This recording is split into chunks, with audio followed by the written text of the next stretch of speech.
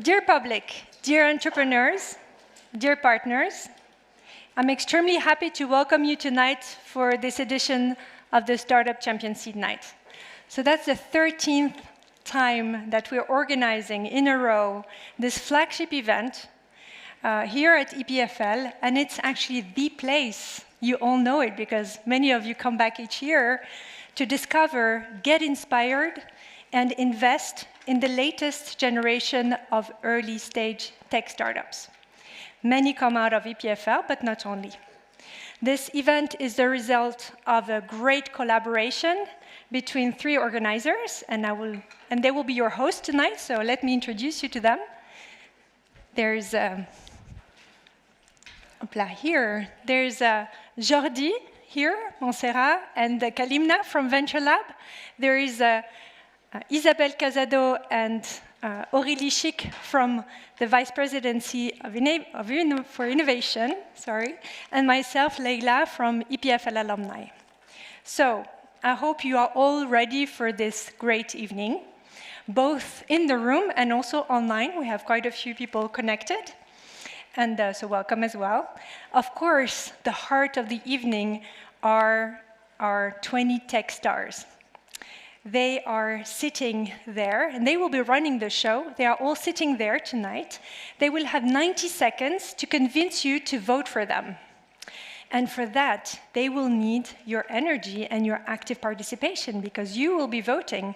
So how about we get warm up and we give them a big, big round of applause. Excellent.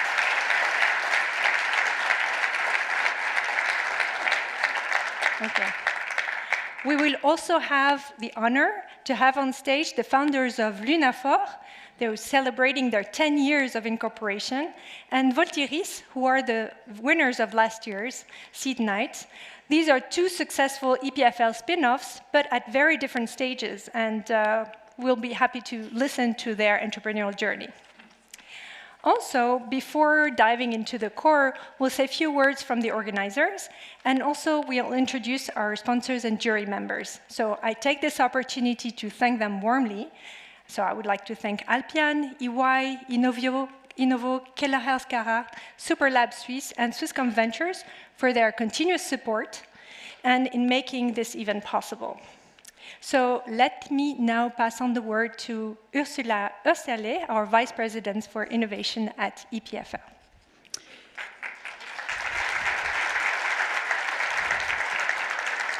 So, also a big welcome from my side to this year's Startup Seed Challenge. The stars are our 20 high-potential startups.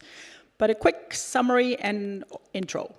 So, why Switzerland thinks it can be Europe's tech startup capital. At least that's what they say about us in the US, in the Forbes magazine last October.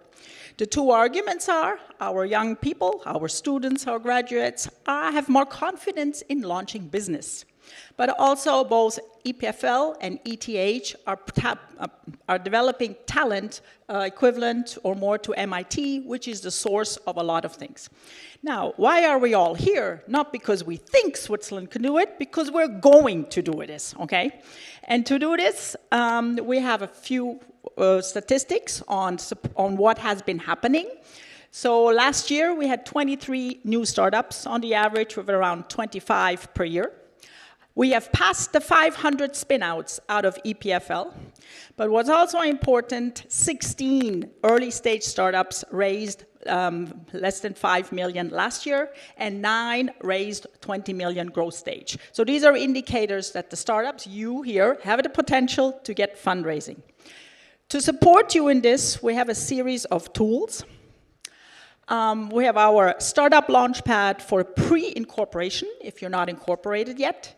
There's a whole series of accelerator and programs in the Innovation Park for once you have incorporated.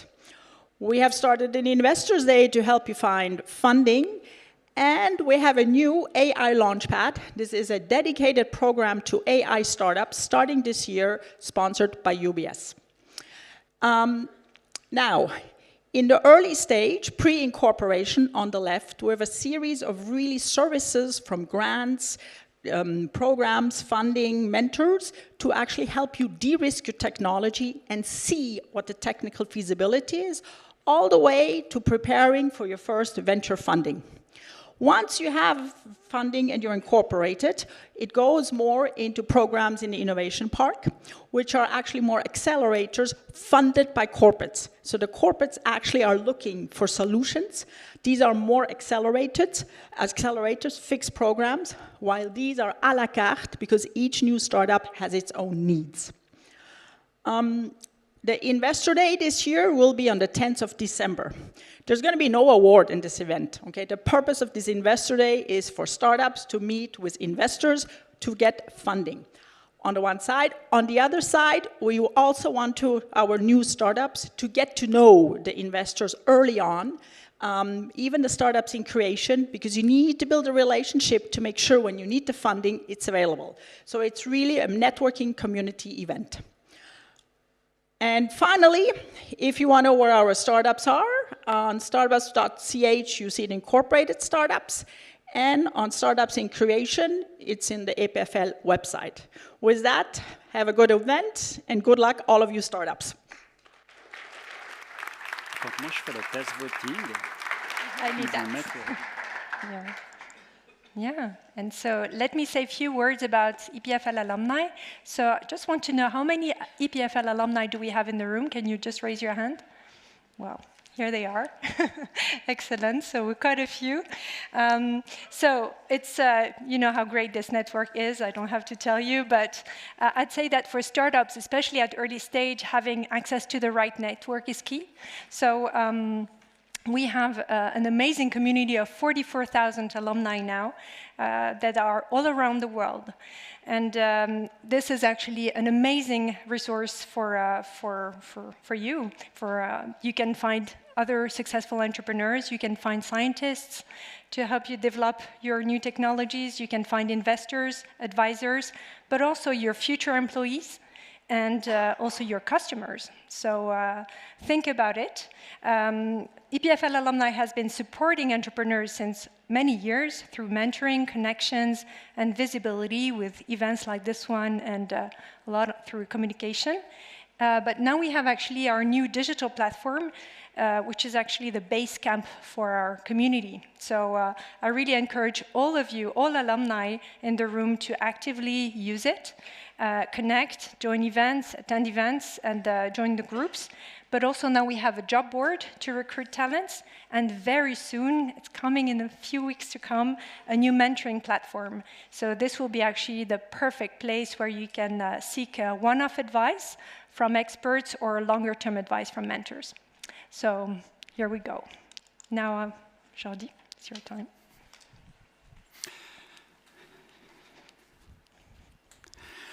And it's actually a great pleasure, as usual, to be here. 20 years we're doing Venture Lab, and I never get tired of it, never get tired to be here, and to continue pushing the startup, pushing the entrepreneurs who are in this room. And of course, also, we are in the seed night, pushing all the investors and all the partners to support these young entrepreneurs and all of the people who make this community. At Venture Lab, what do? I almost going to say, for those who might not know, we start very early on by just training and sensitizing. It's part of the night, and I hope many of you here are students, PhD, postdocs, anyone who wants to launch on startups, start with these. And of course, we're happy to complement the tools that were just presented by starting with the Venture Kick. You know, we are giving here a small funding in order to push you towards, ideally also, going to international roadshow very early on, start with the venture leaders, and finally, of course, and that is a great pleasure and a satisfaction when we can see those alumni joining the top 100. I will insist on one thing that is really important, and I love it. It is the kick where get out there, get exposed, connect, and also all of you support those entrepreneurs who are here to start their company. That's the mission that we all have in common, to make sure that those entrepreneurs and those startups can start their journey, and they make tonight's just the incredible moment that we can share together. On the top 100, and actually this year, September 4th, we will do it in Lausanne. Today it has become a platform where we do have an investor dinner. We have the investor summit for the investors who would be interested as well. And this, ready to mention, we'll have an investor here at EPFL in December. So please, many opportunities to come and connect. And we have, of course, the ranking. Last year it was an EPFL UNIL, actually startup AYA who won, who was #1. All of these to celebrate the entrepreneurs who take the risk and move and create these amazing companies. That's what we will celebrate tonight. That's what we do at Venture Lab. And I'm here to present, and here are the 20 startups that will be pitching in 4 heats, as we call it. There will be 4 groups of startups, and you will have an amazing role to play. You will select the finalists for each of these heats. So we're going to do a small test. I think you all have or should have a mobile. You can take your mobile phone out and you should be ready for our small test, because at every one of these heats, you will have to decide who is the winner that will come back to the final. So each time, ready to go, stay awake and listen, and we are going to do our traditional test. Now, you can, if I go back, you are ready. Normally, you should have the number, and I see here. No, can we just get back 1 second? Can we get back to the slide? It went a little bit fast. Exactly. You can scan this QR code.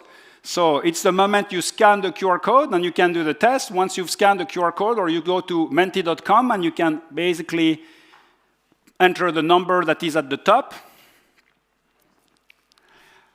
And you can see on the slides, wonderful, we see the results. Who is here tonight? Several investors, the corporates, and all of the startups and students. Quite a mixed community, fantastic. Everything we want that we can have here. I will ask during the audience then what are the others, because basically what we want are investors and entrepreneurs. There might be plenty of others, but what we see, and for all the investors, I think you all know my traditional act at the end is that I will be standing by the door, and the only way to get out is if you have signed at least 1 deal. You know, so I will be, so be ready, have your term sheets ready, and for the startup, it's your chance to make the best pitch to be sure that you are here to impress and make the contact. So much for introduction, and at this stage, we have understood how we're going to select the finalists in each of these heats, and the finalists will have to come and present in front of our panel, and it's my pleasure to invite our panelists and that will also be our jury, our supporters. You will have the mission to decide amongst the 4. They will pitch for a second time with a secret question, which one will be the winner tonight. So for this, it is my great pleasure first to welcome Roman from Alpian, Sébastien from EY, Alexandre from Kelehals,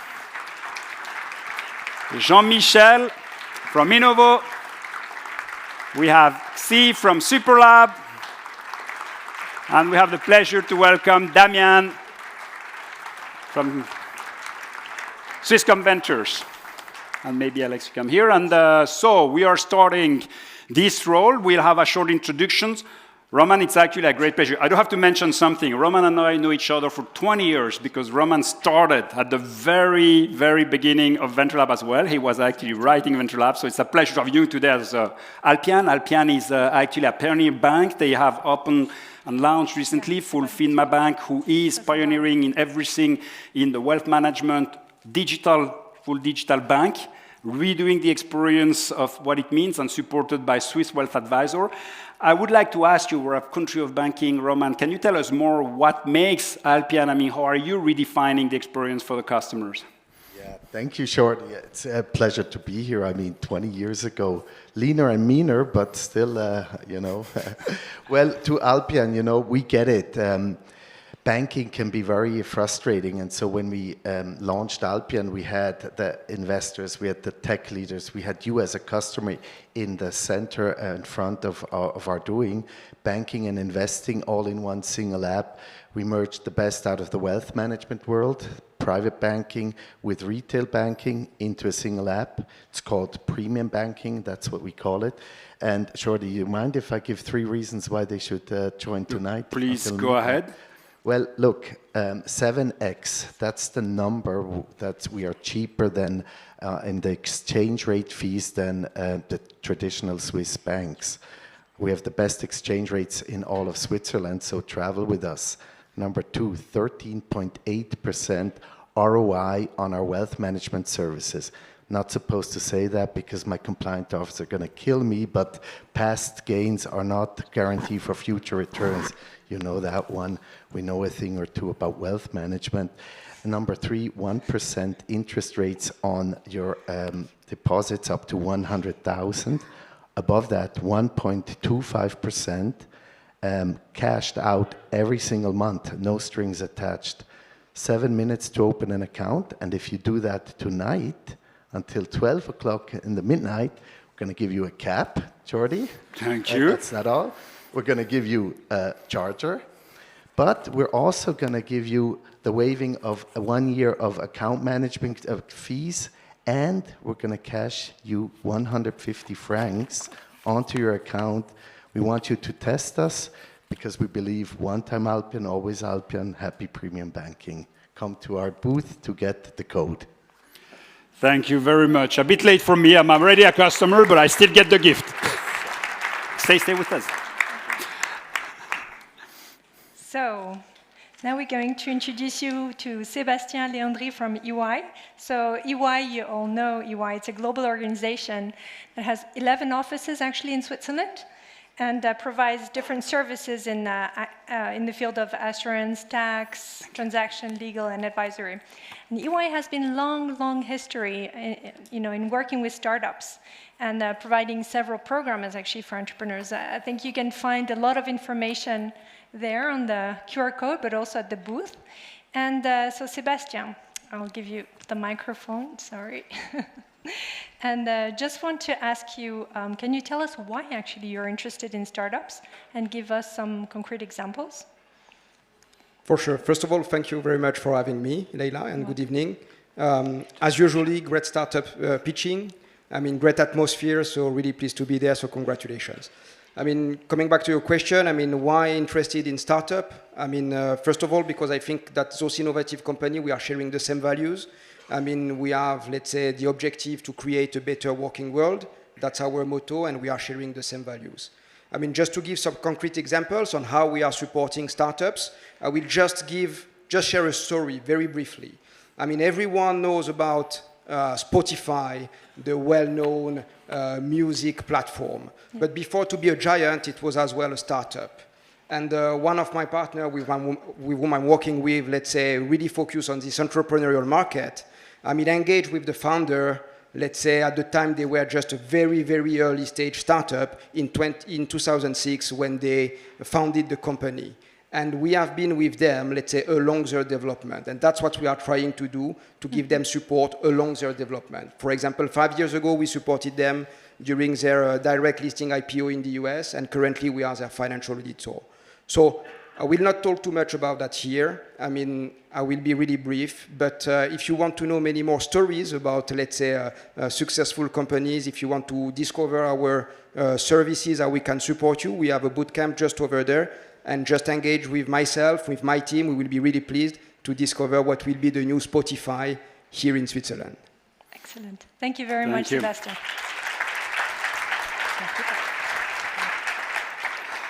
Alexandre, actually it's a great pleasure also to have you. You represent Kelleher, one of the leading firms, law firms, very active in startups, present Zurich, Lausanne, supporting actually also many EPFL spin-off. You've seen a lot of cases. There is a startup desk at Kelleher. Actually, I would like to already use a bit of your experience when you see all of these customers and these entrepreneurs that you've seen. What do you see? What is the recommendation? What do they have in common that you would like to share? Well, thank you very much for this kind introduction. First, if you allow me, I just would like to say how grateful and happy I am to be here. It's getting better and better each year. And first, I would like to thank all the participants for attending, all the organizers for making of this event probably one of the greatest startup events in Switzerland. And wishing good luck also to the founders for their pitches tonight. We really look forward to that. Getting back to your question, I think we should, always remain humble when giving, recommendations or advice. And we cannot cash in 150 Swiss francs on your account, so we just give free advice tonight. That's all what we can offer. But now I'm talking to the founders, and I think based on what we have seen, 2 discussions that you should have at the early stage of your journey of your company. First, what do you want to achieve with your company?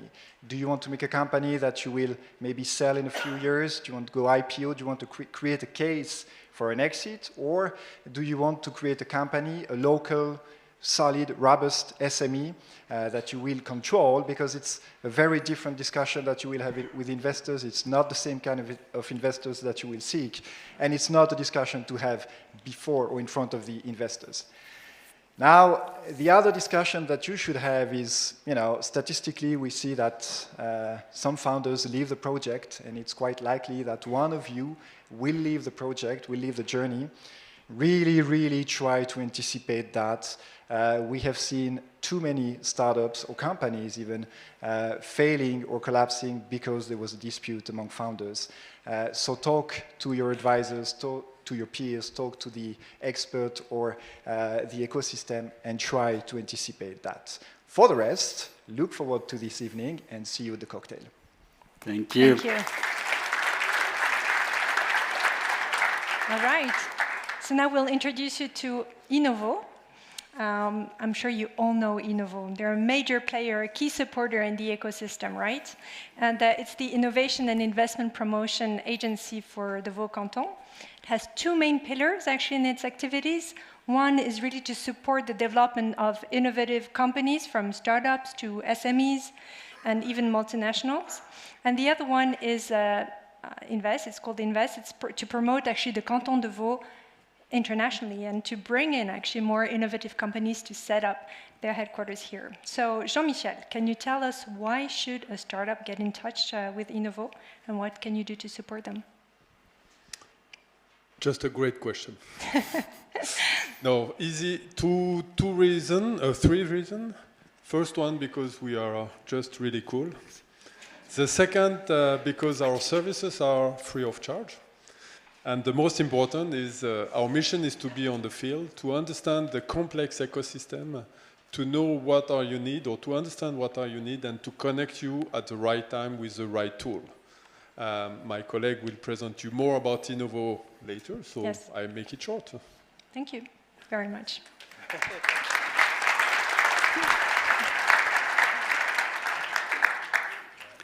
It's a great pleasure, Xi, to give you my next question. You are a founder yourself, actually, and you are the founder of Superlabs, as we know. Fully equipped premises, I would say, as a service labs for biotech startups. There are Biopol already equipped. I think you have several startups already running there. And all of these as a package to make sure founders can fully focus on developing their company. So it comes back to this founder question. My question to you is, what do you tell founders where they start? What is also for the founders what you share with this type of audience when you meet them, when they come to Superlab? Thank you. And you already introduced Superlab very well. And we are also a startup, and we offer lab solutions to life science companies in Lausanne, this year also in Basel, and early next year, Zurich, and other cities as well. I want to take this opportunity to share with, let's say, EPFL students and alumni. I want to urge you to join or start a startup. Imagine a world without humans. What would be the difference? There would be no cities, no bridges, no such events. and actually, the space we are right now is actually from those who before us, who have envisioned a future that we are living in now. So we are here to make a positive change. And every idea, everything starts with an idea. Every idea start from the mind, right? And as EPFL alumni, you already you're already on top of the world, and you are here to make a positive change, and the world in front of us need your effort to create a better future. Thank you. That's what I want to share. Thank you very much. Thank you. And let me introduce now to Damien Jansi, who's the investment manager for Swisscom Ventures. So as you all know, Swisscom Ventures is actually a leading venture capital fund in Switzerland. We can see actually the different focus, but they invest in deep tech, infrastructure, cloud, cybersecurity, fintech, sustainability, edtech, and digital health. So yeah, we have several startups actually from coming out of EPFL that have been funded. It starts from 2 million, but up to 30 million for a first round. And also Swisscom Ventures is very active in helping close the funding gap at growth stage, and apparently has invested over 150 million in the current fund, right? So Damien, we are very happy to have you here tonight. Can you tell us if Swisscom Ventures is like a classical corporate VC, or are you more working independently? How do you operate? Thank you, Leila. First, let me start with expressing my gratitude to be really proud to be part of this event and of this ecosystem. And I'm also very happy to see so many familiar faces who made all the way from Zurich to Lausanne, so that's great. To address your question, I think it's really kind of yes and no. If you look at how we operate, it's a little known, but I think very important fact that only about 25% of the money that we actually invest comes from Swisscom. The rest comes from around 20 external investors. So as such, I'd like to think of it as we bring the best of both worlds, so the independent VC and the corporate VC, to the table. With most of our money coming from external investors, our highest priority is clearly to create revenues and, hopefully pay more money back to our investors than they give us initially. And we do so by investing in world-class startups in Switzerland and abroad at the early growth stage, and then hopefully sell these companies for a much higher valuation later on in their lifespan. So that's the independent VC side. But we also significantly can contribute to these startups actually getting there by leveraging Swisscom. So we have a value creation team, and their sole purpose in life is to find ways to use Swisscom to create or help our portfolio companies create commercial traction by partnering, reselling, and so on and so forth.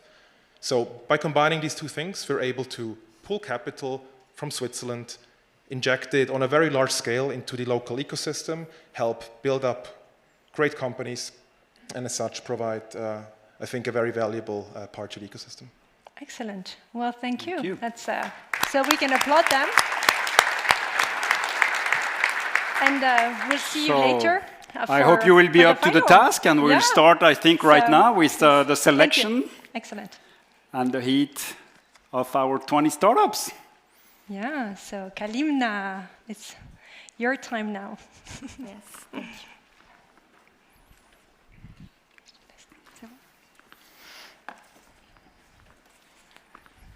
Are you ready? Yeah?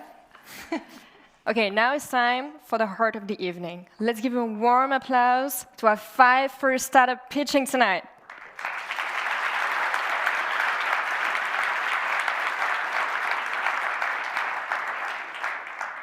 Happy to present Julien Buteau from Tofu Pilots on redefining hardware project collaboration.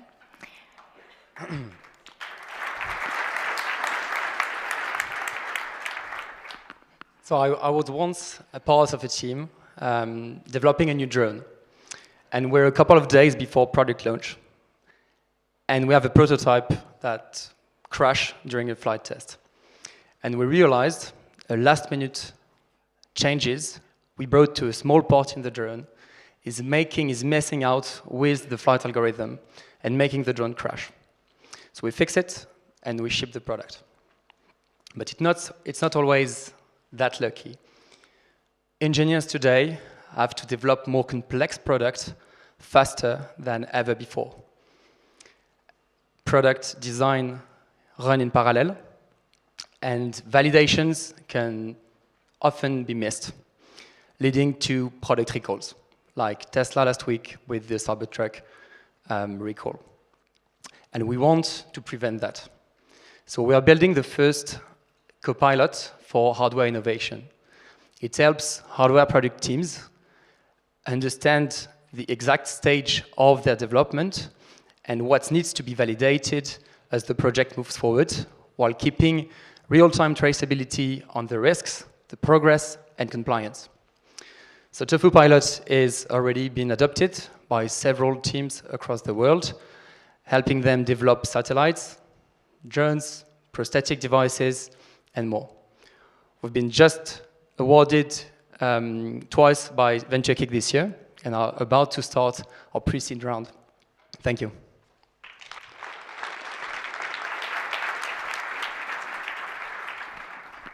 Wonderful. Thank you, Julien. Let's now continue with Aziz Belkiria from DeFi Space on reinventing space infrastructure. All right. Hello, everyone. My name is Aziz.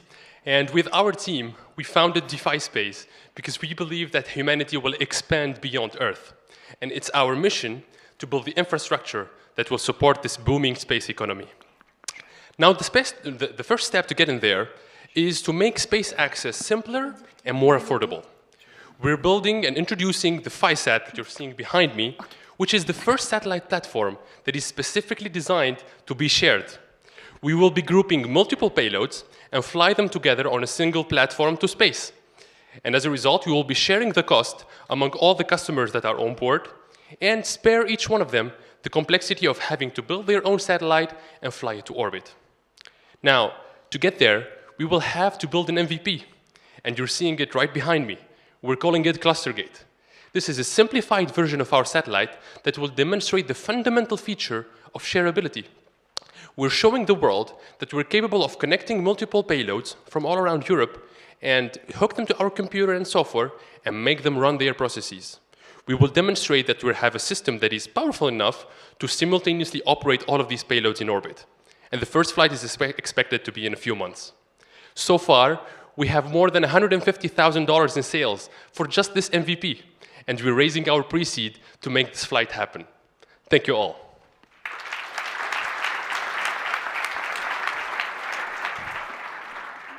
Thank you, Aziz. Next startup, let's welcome Kevin Turani Ibelotto from Ecoverse Solutions on creating energy by transforming liquid ammonia into hydrogen gas.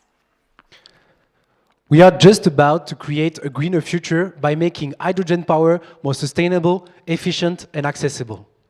As we embrace the growth of green energy production, we are still facing challenges regarding heavy mobility and off-grid energy storage.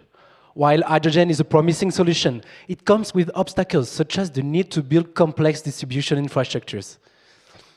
Our community is rising. Let's deploy ammonia as a new fuel to supply hydrogen-powered systems.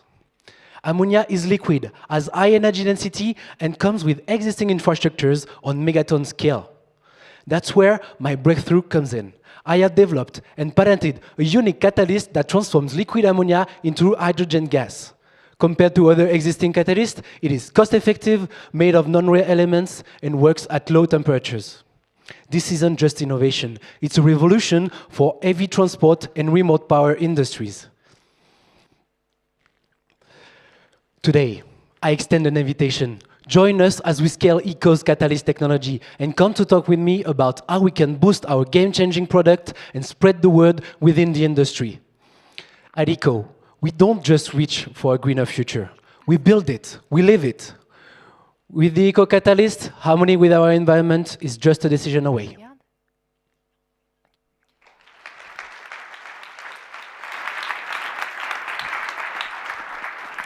Thank you, Kevin. Now let's welcome Anna Timonina Farkas from Findex, who will talk to you about AI data retrieval. Hello, everyone. Today, I have a question to you all. How do you search for information if you urgently need it? I bet that you actually go to Google and search there. Or maybe in this era of artificial intelligence, you go to ChatGPT and ask your question there. In both cases, how can you be actually sure that the information you get is reliable and trustworthy? Imagine you make a search in Google. I want to watch Olympics 2024 for free. You will for sure find a lot of websites, and some of them will ask your credit card details. Well, this is obviously spam. But how do you get rid of those sites in an automated way so that people and companies do not even need to think about this? Well, that's why Findex is here. Findex, first of all, is able to provide a tool which is able to rank information in such a way that increases the probability to get rid of spam websites.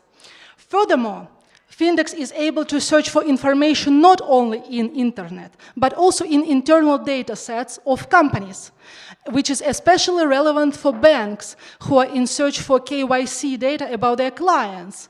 For example, double nationalities, which do not allow some particular products to be open.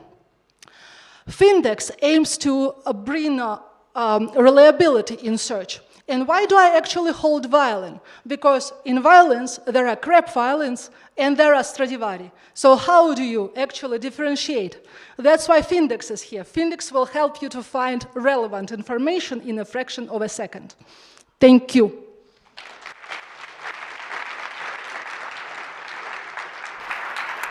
Many thanks, Anna.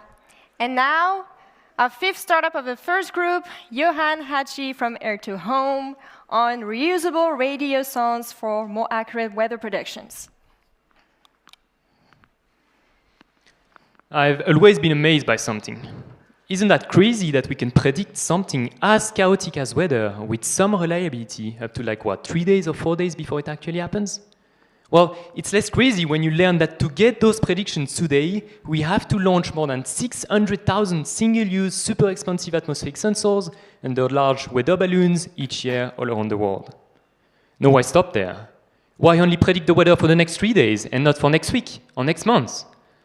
Well, today it's not worth it. It's not worth it because to get those predictions, you would probably have to collect 10 times more data.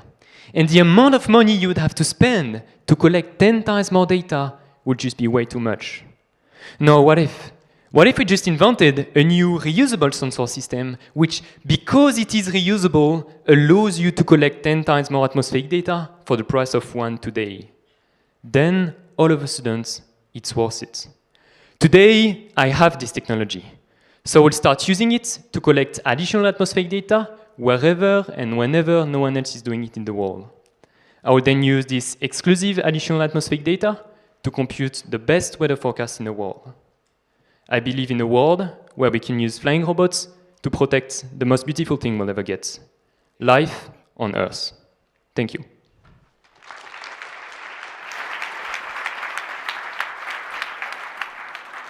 Thank you. And okay, now it's time for the decision.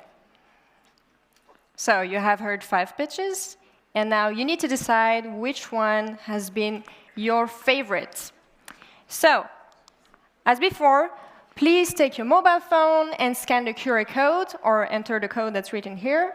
And on the sides, we will have the voting appearing, which will be opened shortly. So, you will have 30 seconds starting now.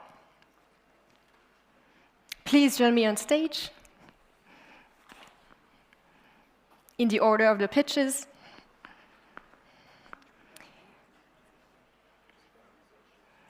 You have 15 seconds left.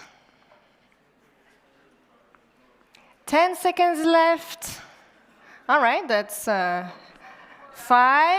4, 3, 2, 1. Thank you very much, and congrats to Air2Home.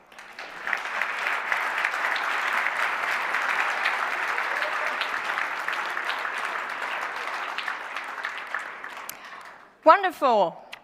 We will now continue with our second group. Please take a seat.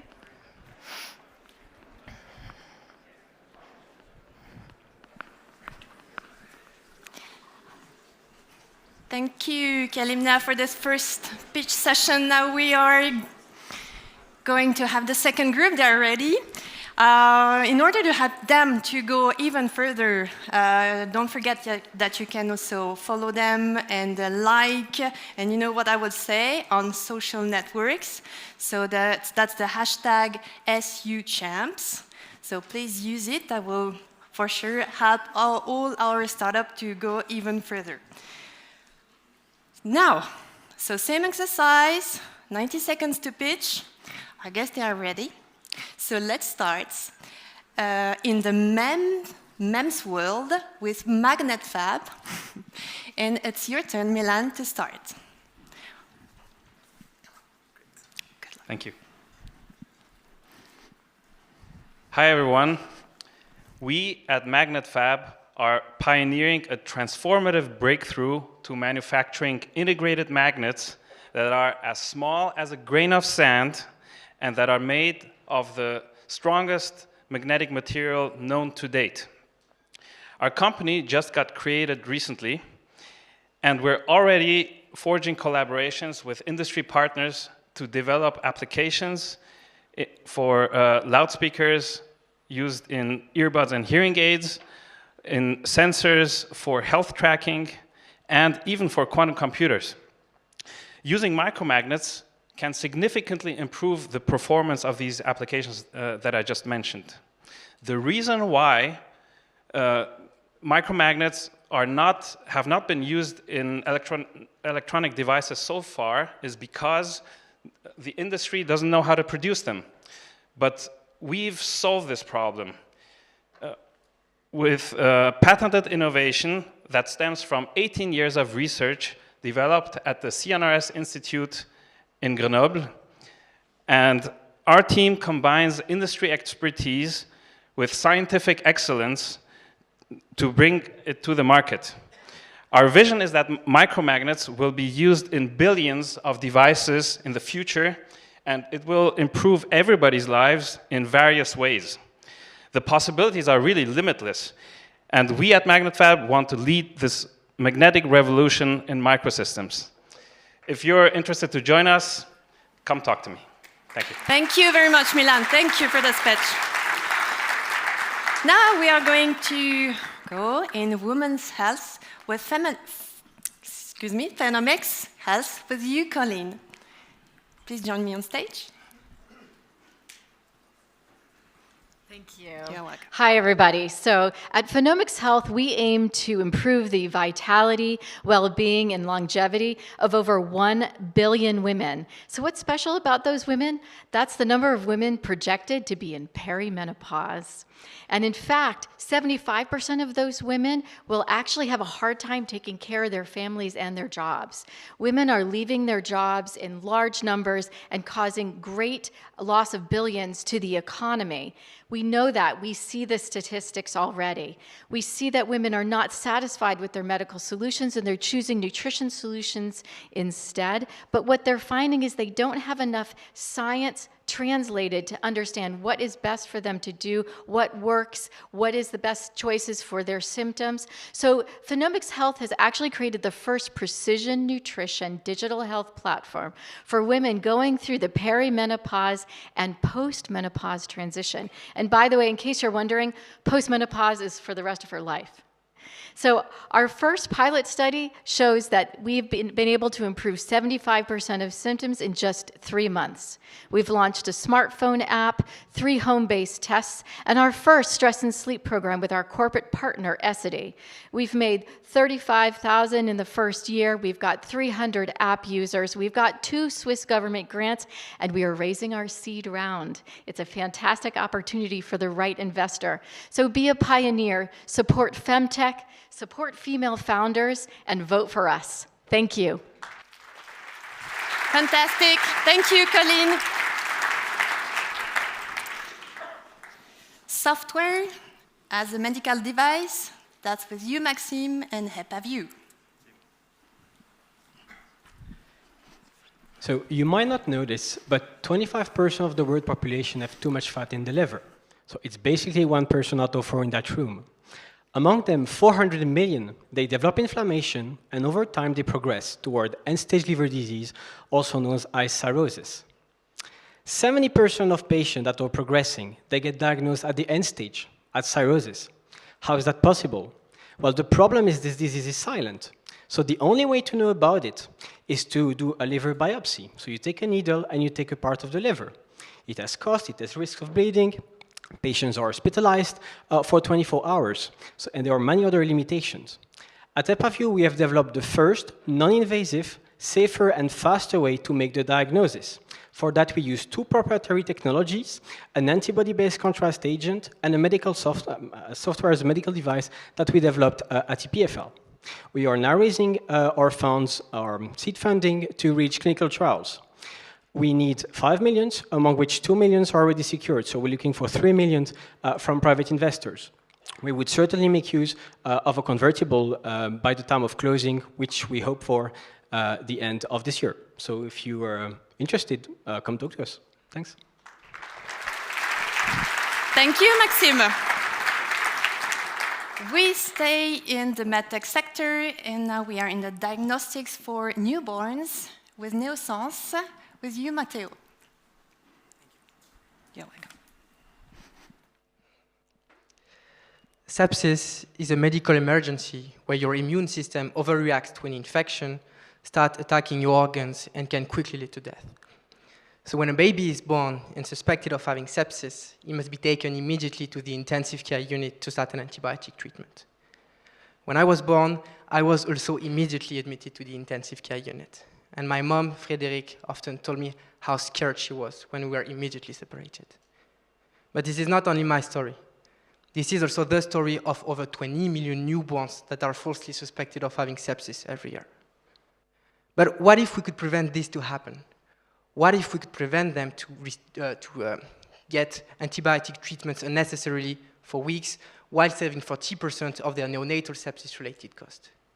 At Neosense, we provide a patented diagnostic assistant at competitive cost. We are the first to combine blood analysis and symptoms assessment together using machine learning. Our technology has already been clinically validated at our hospital partner in Cairo. Our team is composed of EPFL and ETH researchers bringing a diverse technological background. So now we need your funding to deploy 10 devices at partners. Invest in Neosense, so next time a baby is born, his mother will have a different story to tell. Thank you. Thank you, Matteo, thank you. Wow, already the fifth pitch. Are you ready, Sebastian? Okay, so embark us in the turbines world. Will do. Let's go. We have only 39 wind turbines operating in all of Switzerland. 39. In fact, we have fewer wind turbines operating than we have 4,000-meter mountain summits. So at the moment, we have a big need for an increase in the installed wind power capacity. The Federal Council has already planned on a 30-fold increase by 2050, while Europe targets a 7-fold increase. Now, the good news is wind has the lowest cost of electricity. It also blows the most in the winter when our electricity demand peaks and our solar panels are slacking. Economically, it makes sense to deploy wind turbines, but often not enough to overcome our the social and legal opposition. At PitchMe, we enable the deployment of an alternative technology. Vertical axis wind turbines are quiet, fauna-friendly, and require only a third of the space compared to traditional wind turbines. But they're also known for their limited lifetime and efficiency. Our unique selling proposition is an embedded hardware-software combination that optimizes the orientation of wind turbine blades in real time to enhance performance in all wind conditions. Our lab proof of concept already demonstrated that we can match the performance of traditional wind turbines while keeping all the features that makes our wind turbine easier to implement. Within the next 3 years, with our technology, we want to help farmers, small and medium enterprises become independent energetically. We will soon open a pre-seed round of investment. Please come and talk to us if you're interested. Thank you very much. Thank you very much, Sebastian. Thank you to all of you. Please join me on stage because it's time to vote now for your favorite pitch. So Magnet Fab, Phenomex, EPFL, Neosense, and PitchMe. So So are you ready? Take your phone, scan the QR code, get ready. When I say go, the chrono will start. You will have 30 seconds to vote. I think we are ready, so I say go now.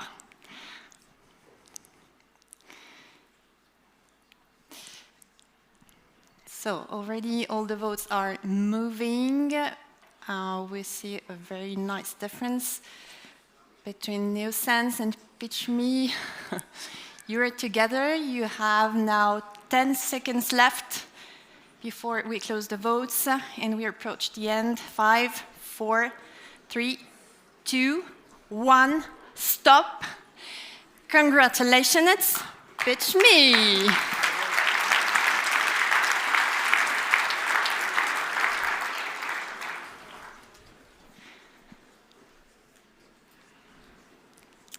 So you will see them in a few minutes, but now we have our keynote. So I'll invite Jordi and the people he will interview on stage. Jordi, ready? I am ready. The question is, are our keynotes ready? Where are your keynotes? They are here. They are here, but everyone knows them. We're just installing everything.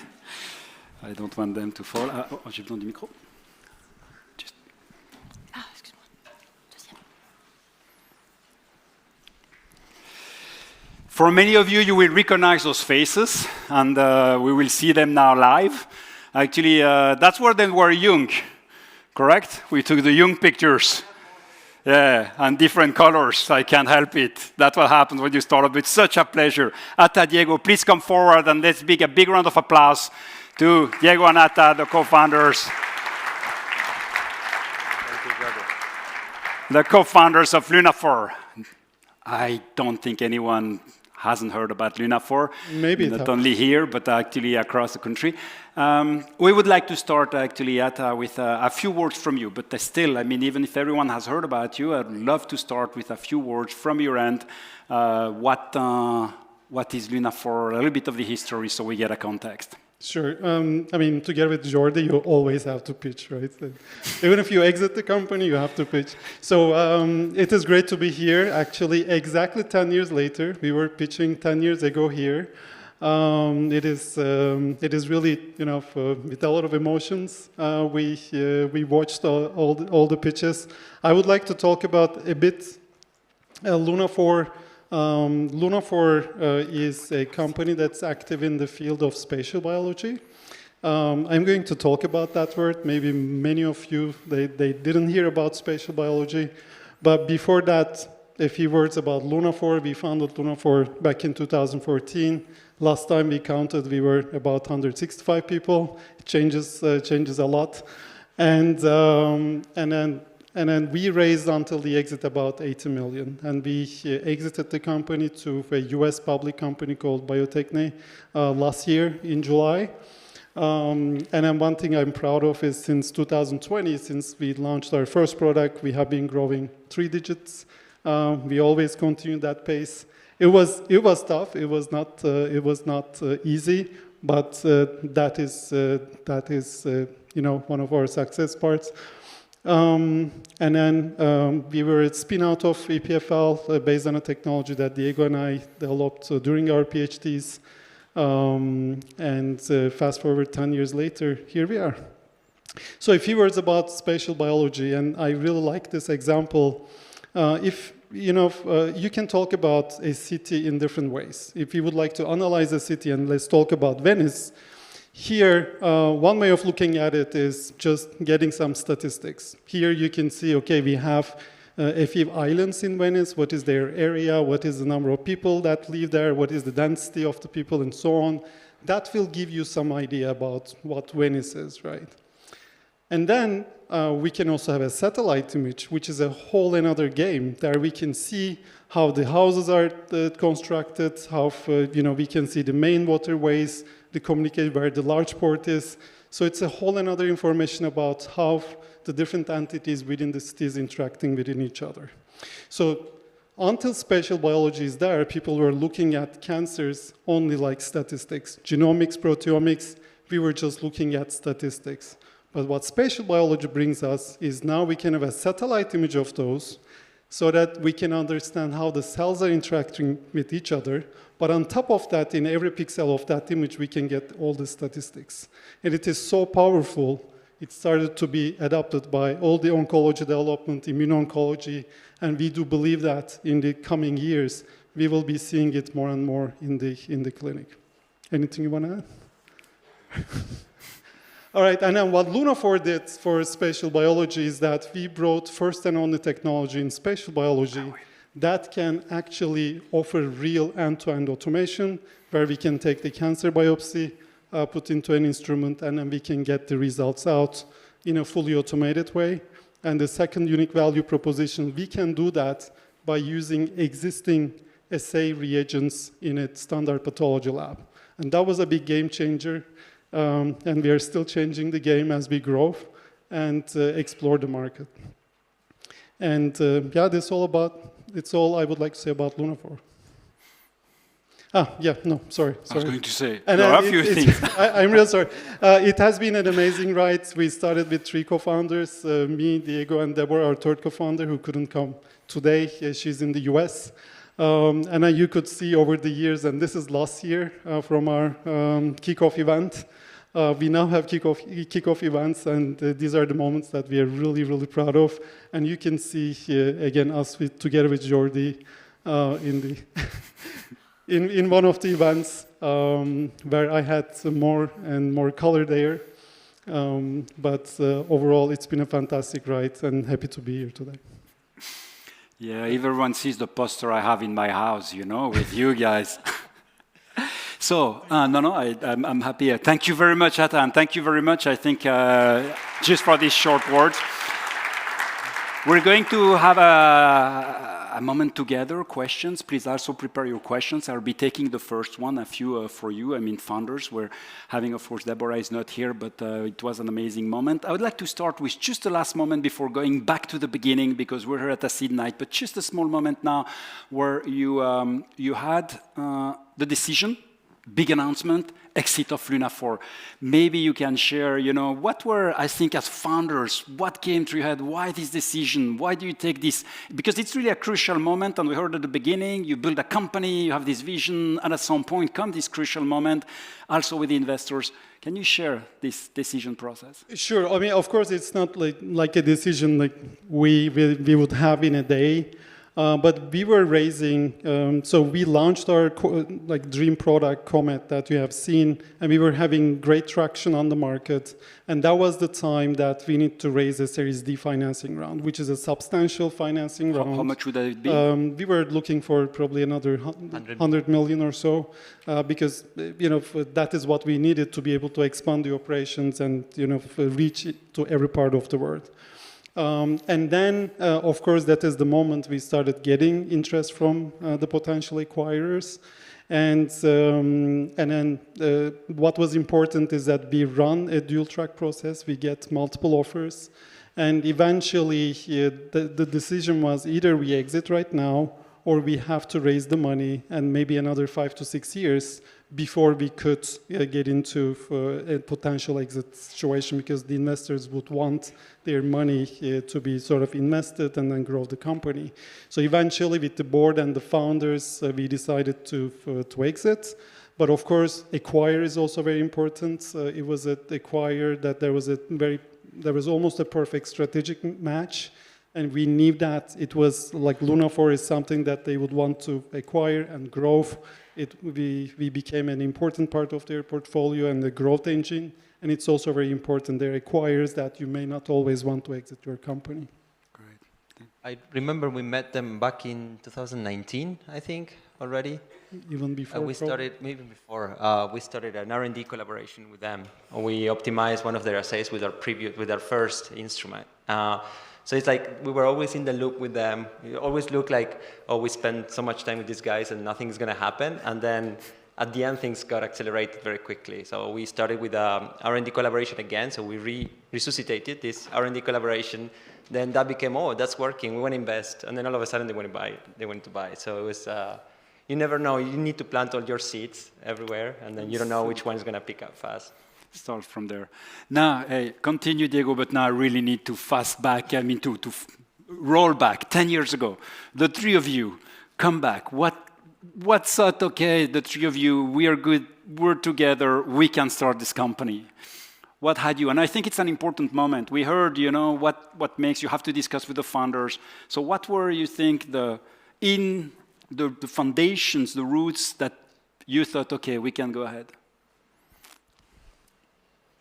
So I think, okay, we knew each other a little bit in the laboratory. I started a PhD a little bit after Atta, so he was a little bit my mentor, let's say, in the PhD.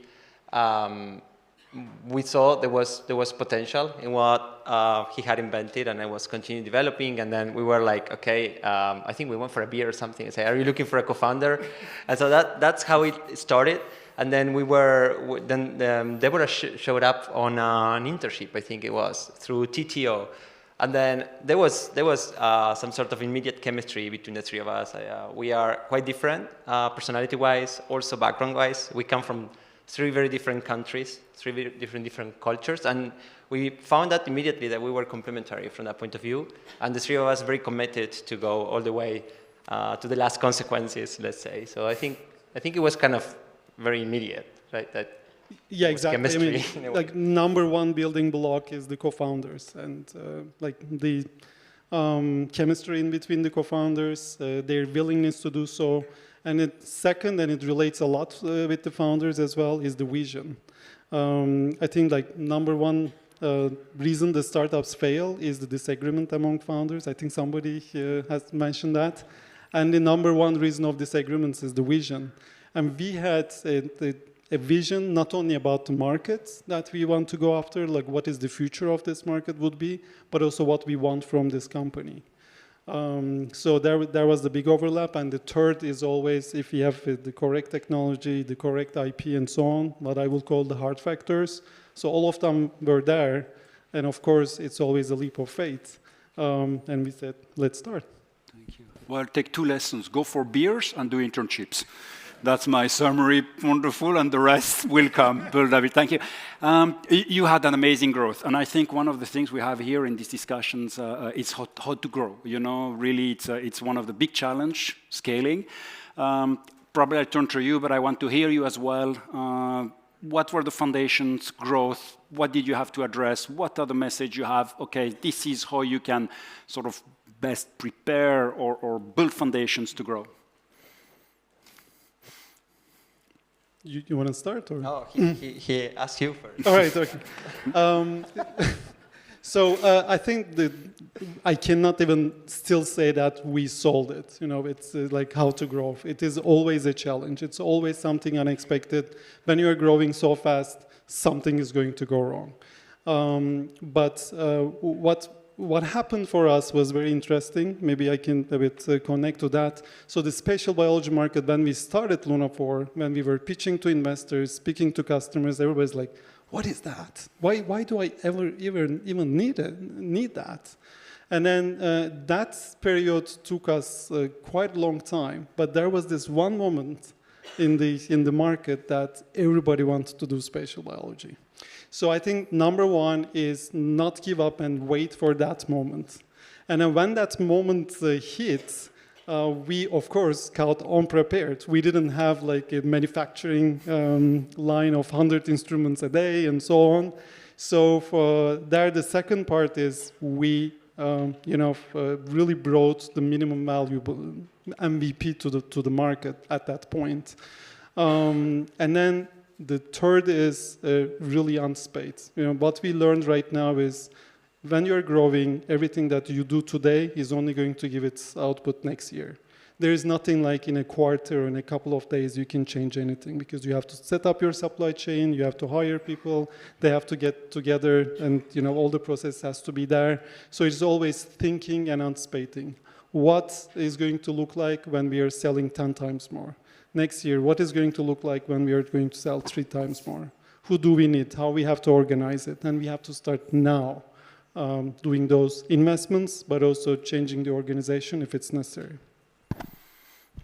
And a note to that is like this adaptability that you need to change and predict how things are going to be changing again requires a lot of leadership from the founders. So you need to put together a team that is willing to follow you through changes too. That was very interesting. We got very lucky to hire people who really would follow us through that. We went through pivots, like a product that was already CE IVD certified that we decided to put in the drawers because we had to adapt to COVID.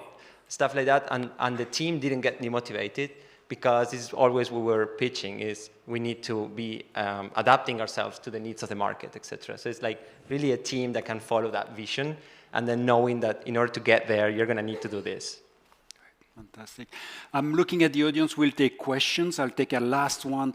We talk a lot about, I would say, the things and the success that went forward, but there must have been a hard moment. I want to hear from you not only the hard moment, but the lesson you took out of it. So what was the hardest moment? I wouldn't say the moment you wanted to quit, because I guess there has been hundreds of those. But share me and the lesson you took out of that moment. Maybe Diego, you go ahead. Not always relying. No, but it's interesting because I think it's connected to what Tuna was mentioning. So the market of spatial biology was definitely not the thing, and at a certain point, everyone started talking about that, and even investors started talking about spatial biology. They put the label to it, and then at the same time, obviously, competition started to raise. So we were a little bit of, oh my God, we've been talking about this. We were not calling it spatial biology. We're calling it multiplexing, maybe. And now all of a sudden it's the thing, and then there are competitors. So we started to have to hurry up. So we had the Comet was supposed to have 3 iterations of prototyping before going to the market, etc. And then we did like an alpha testing, or we call it beta testing at the time. Looking backwards, it was rather alpha. And then I think it was like 4 sites, and then that was hard times because we had to ramp up very quickly to go into that market, and the product was not ready. We got this beta site result, came out very well, but I knew that the product was not ready, and the chairman comes and says, Diego, that's good enough, you got to launch it.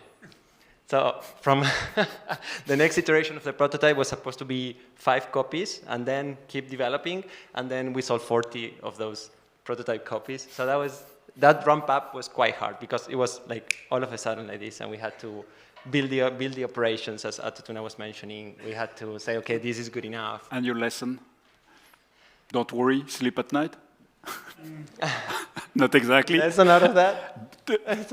Or take pills. Do you have a pill to recommend to not sleep at night? When opportunity comes, don't shy away. Don't shy away. This is really important.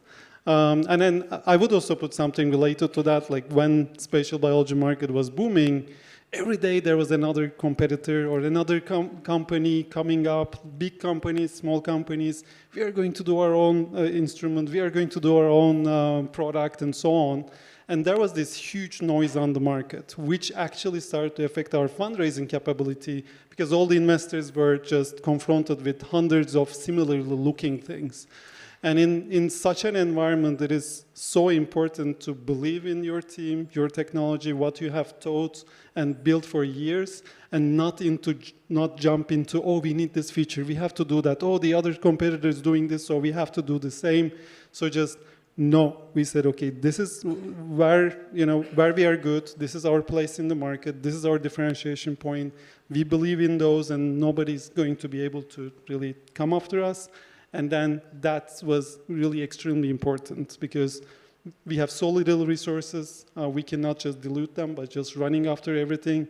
We have to know where we are going and keep the team together after that vision in that environment that it's not so clear like how it's going to evolve. Fantastic. I'd like to look at the audience. Who wants to take a question? The time is flying. And so here we go. We have the mic coming. And make sure we have a few questions from the audience before I, in brackets, let you go.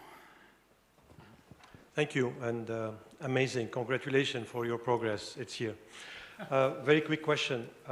Could you share with us how Lunaphore might evolve in the future when it comes to speed and efficiency of testing?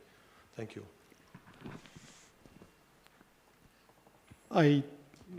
Business-wise or product-wise?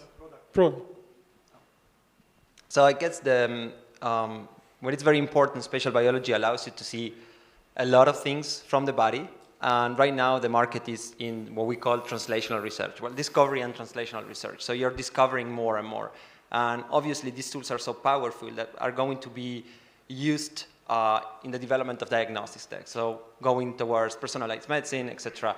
So I think what the products need in order to go there is to be able to be used in clinical trials. And therefore, we're talking about throughput, efficiency, really being able to run many samples, let's say many patients at a time. I don't know if that's if it's product-wise, I would say it's about throughput and capacity, what we need to evolve in general. Yeah, I would also say taking the part of the workflow more and more so that we automate everything, so that it is really not only sample in image out, but it's sample in data out, and then later there's sample in insights out. More we can automate in a very complex assay like this, more it is going to be adapted, and it's going to be much more easier, and in the future cheaper probably. I'm quickly looking, but I'm also aware of the time, so I hope you stay with us until late tonight, because I'm sure there will be many questions, and it's been a pleasure having you. And we meet in 10 years anyway, because I'm sure there will be many adventures coming. Congratulations to you guys. Thank you so much for joining and for everything you've done. And the adventure continues. We continue with the next startup pitches.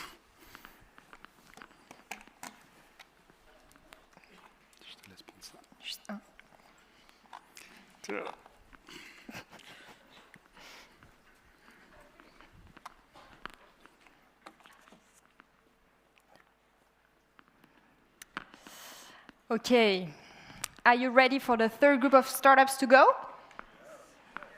That's nice, I like the energy. Yeah, very nice, very nice.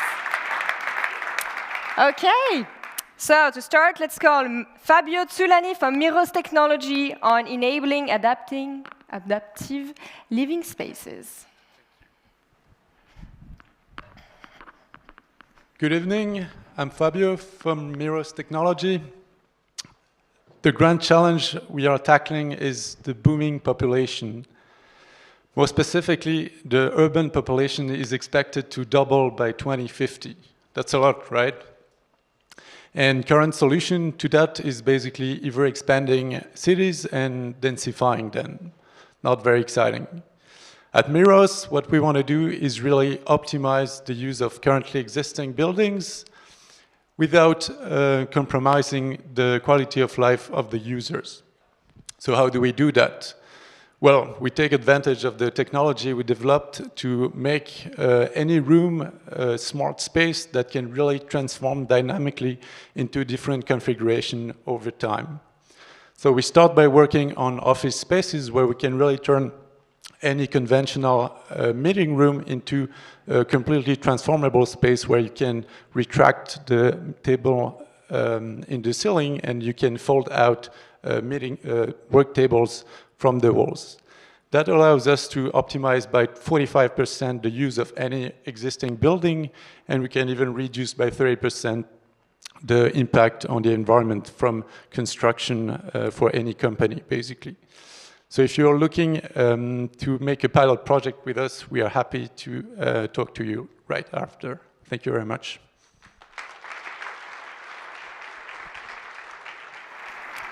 Many thanks, Fabio. Let's continue with Andrada from Novovis on making single photon technology more accessible.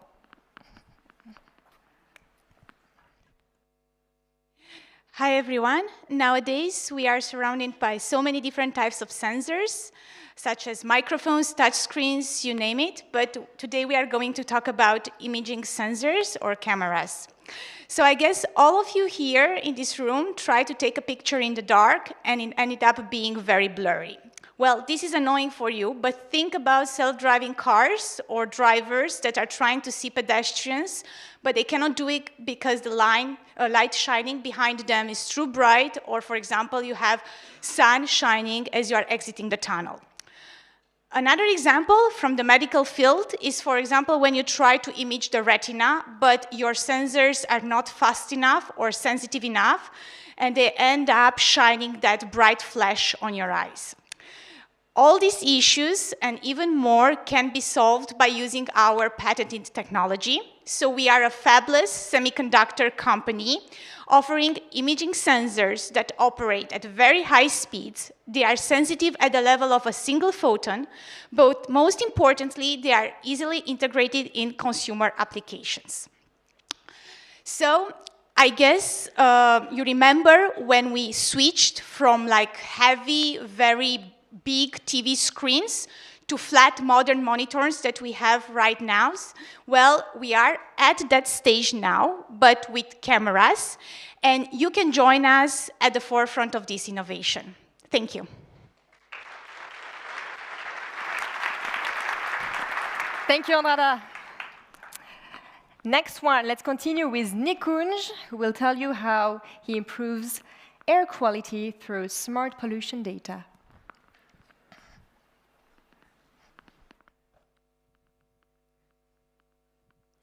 Oh, the product image is missing, but hi, I'm Dr. Nikunj Dodani, co-founder and CEO of Aerospec. Imagine if you were still using sundials to tell time. Cumbersome, imprecise, and needing a professional to analyze. Ridiculous, right? Especially because we now have smart watches that not only tell us time, but tells us about our health, connects us to the internet, and so much more. Yet, when it comes to analyzing air pollution, we are still using technology like the sundial. That's about to change, introducing the Air Monitor, a revolution in environmental technology. This device is what the smartphone was to communication. Imagine having smart insight about air pollution, data about its sources and the different chemical constituents, be it fires from outside or the different emissions locally. All this in simplicity that anyone can appreciate, with the magic of a patented technologies in collecting the invisible particles floating in the air. Our impact? Aerospec aligns with multiple UN Sustainable Development Goals. We save lives and transform your cities into a healthier space. We are prepared with our team to cater to 56 million worth future revenues that we already have in our sales pipeline to deliver to 18 future forward-thinking customers. And now, we invite you to join us. Aerospec is raising a seed of 1.5 million, and we invite you to participate. Join us in the revolution in monitoring and responding to the air we breathe. Thank you.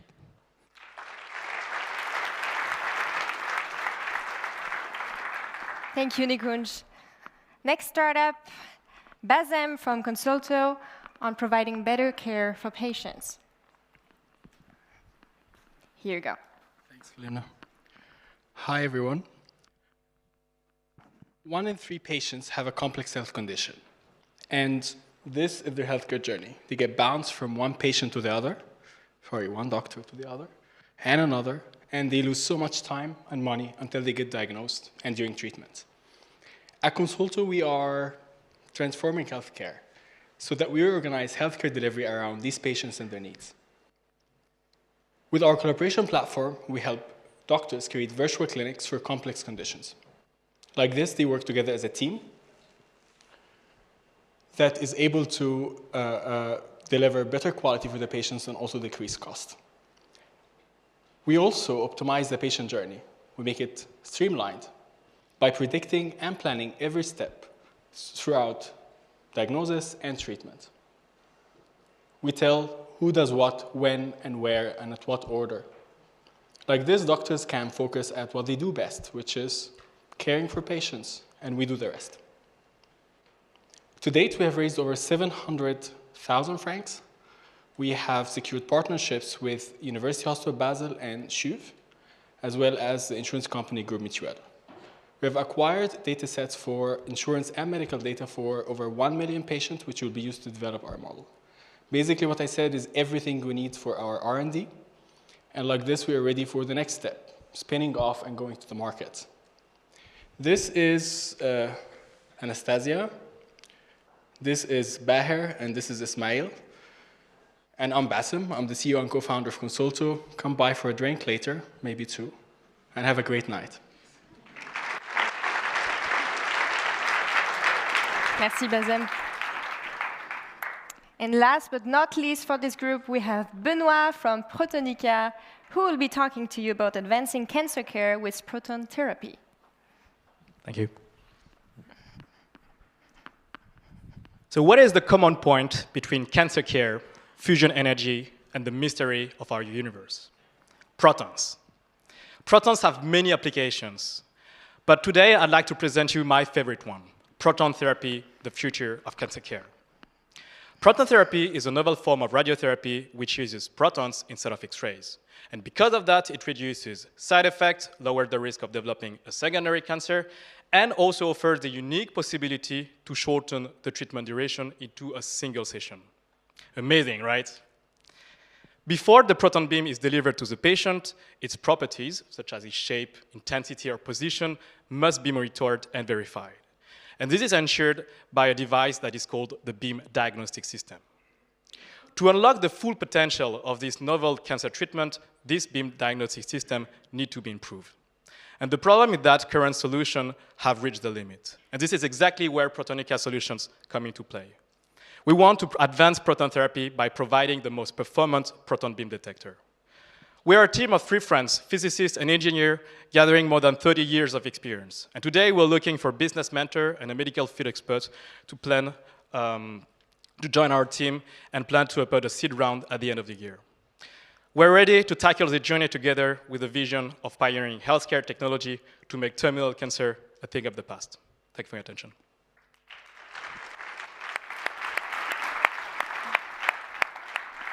Thank you, Benoit. All right, it's voting time again. Please take out your phones. Oh, the slide. Thank you.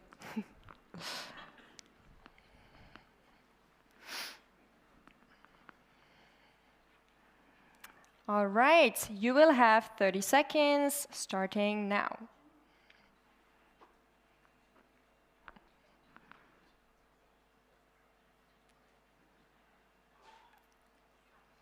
Okay. Yes, please join me on stage. 15 seconds. Novovis seems to be leading. 5, 4, 3, 2, 1, and Novovis wins.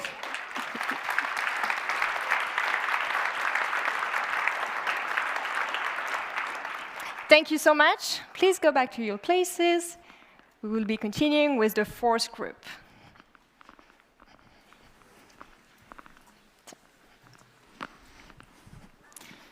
Thank you, Kalimna. Already group number 4. Are you ready, guys, girls? Can we give them a warm applause because they need a bit of energy to close this session. So the first group, we go into biotech. If I say diamonds, biology and medicine, that's Nanthermix with you, Evgeny. And you can start whenever you want. Thank you so much. According to ancient Greeks, it's Prometheus who taught them the power of thermodynamics, with a simple torch that he gave to them. Now, Nanthermix is following his steps by developing tools for researchers to provide direct access to thermodynamics at a much smaller scale. Well, why is it important? Unlike existing slow and bulky solutions, the diamond heater thermometer that we're developing provides direct access to thermodynamics, to temperature, controlled temperature at the level of single cells. And this is where the exciting biology happens. So with this tool, we unlock a completely new language of real-time thermal communication with living cells, with living systems, which opens up countless applications for the life sciences. Now, having developed this DHT technology, assembled a great team, and shipped the first prototypes, we are ready to validate them in several leading laboratories worldwide. As the next step, we need more collaborations and investments. So we're looking for market expansion, new applications, and advice from market leaders and experts. Thank you for your attention. Fantastic. 90 seconds, well done. Now, let's save lives with the smallest microcatheter with you, Lucio and Naventis. Thank you. You're welcome. Thank you very much. I'm Lucio Pancaldi, co-founder of Naventis. So, I presume pretty much every one of you has heard about stroke, but I also presume probably not as many of you heard about hemorrhagic stroke, right? And yet, intracerebral hemorrhage, which is one of the 3 subcategories of stroke, is still responsible of almost 30% of the total cases and almost half of the death related to stroke. And I can tell you more. Intracerebral hemorrhage is actually still the only type of stroke that has no scientifically proven treatment. And why? This is because the bleeding often originates in these very tiny little arteries that are just way too small to be catheterized. So we cannot deliver the treatment. So at Naventis, we wanted to completely change the paradigm around neurovascular navigation. And we developed now the smallest microcatheter in the world, which is actually 3 times smaller than the clinical benchmark, and is as thin as a strand of hair. And so with this now, we really want to promote and provide new treatment avenues and hope for the more than 20 million people around the world suffering of intracerebral hemorrhage. Thank you very much all. Thank you very much. I see that the jury is taking a lot of notes. I hope you enjoy as much as we enjoy on the stage. Their motto is democratize democracy. With you, Demo Square, Victor, Christophe. Thank you, Aurélie. Good evening, everyone. If I tell you lobbying, I'm pretty sure many of you picture a 50-year-old man bribing corrupt politicians. But far from this bad reputation, lobbying is actually an integral part of the democratic process, because that's the only way through which all actors from society can contribute to policymaking and make their voices heard. Large corporations have in-house lobbying teams that provide CEOs with strategic insights. Smaller organizations organize in trade associations that defend the business interests of whole industries. Think tanks and NGOs defend the public interests of the environment, healthcare, social issues. Did you know that even EPFL has a lobbyist? Well, in the world, there are more than 1 million professionals in this position. Today, to reduce the risk of missing important pieces of legislation, lobbyists spend hours browsing through complex Excel sheets, long PDF documents, and intricate government websites. With Demo Square, we are making sure that they stay ahead of regulatory changes by developing AI algorithms that track regulatory topics across the globe and that predict the adoption of new laws. We are currently raising 1.2 million as a pre-seed round with 750K already committed by a lead investor, and we're looking for co-investors to help us democratize democracy. Thank you very much.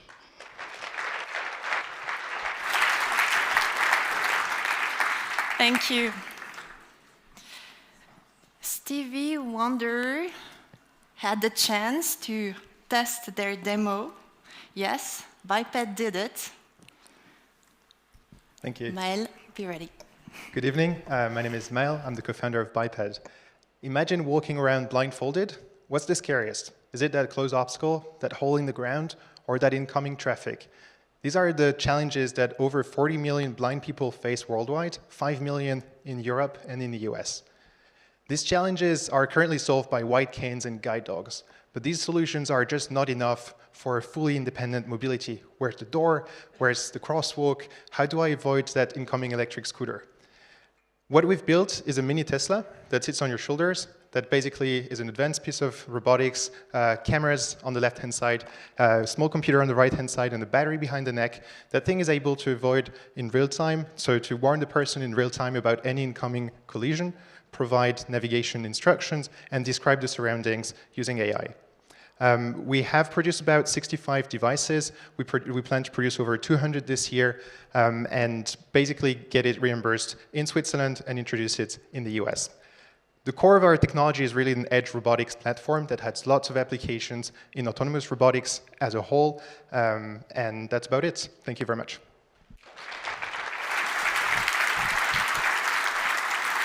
Thank you very much. We remain in the medtech sector, and we are now moving to a personalized cancer therapy before treatment. And I invite you, Rien, to join me to present Therami.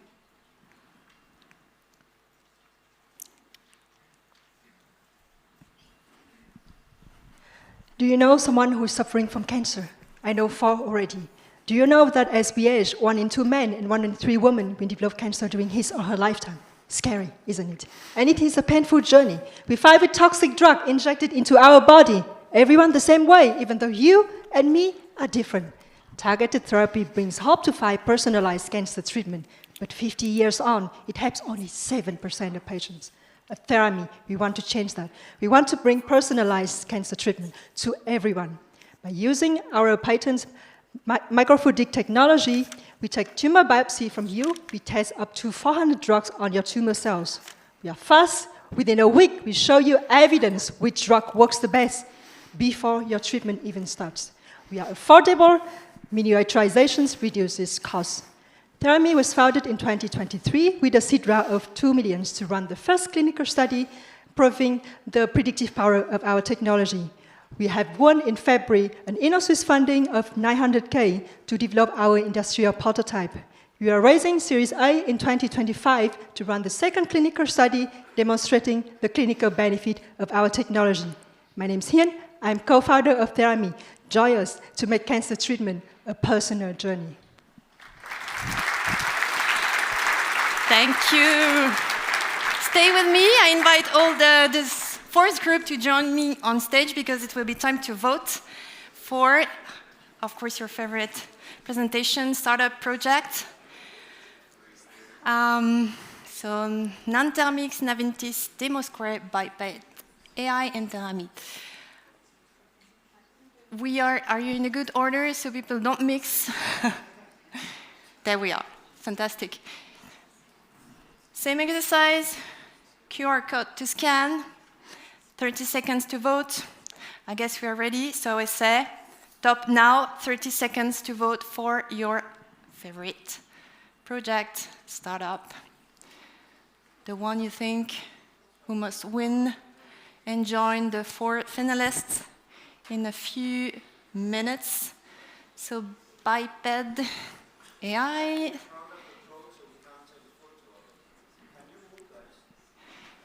Can you move for the pictures? It seems that, okay, 2, 1, sorry. There we are, and that's biped.ai. Congratulations, Maël, for this. Fantastic. Maël, stay with me. Thank you, the 4 others, for the exercise. Now it's time to call back the 3 first winners. R2 Home with Johan Hadji, Sébastien Lefouet with Pitch Me, and Novoviz Andrada. If you can join me on stage, you are the 4 winners of the first sessions. So now you will get your question. Is that correct, Yes, Leila? absolutely. Fantastic.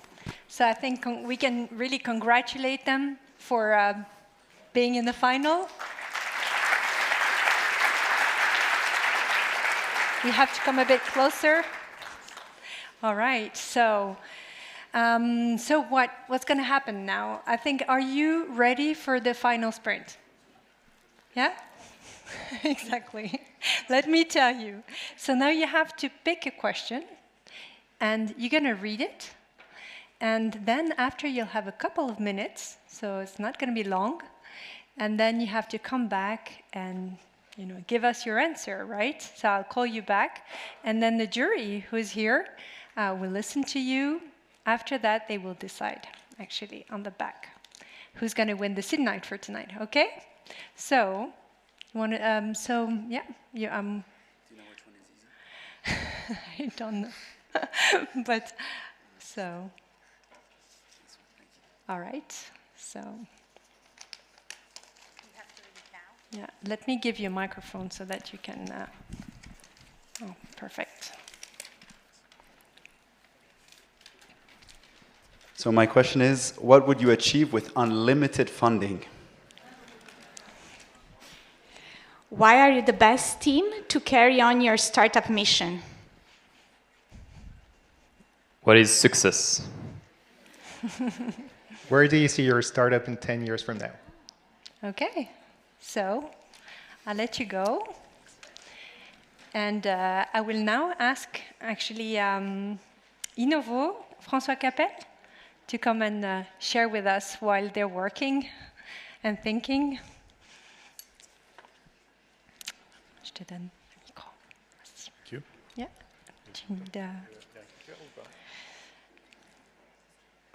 Who has the... Merci. Tiens.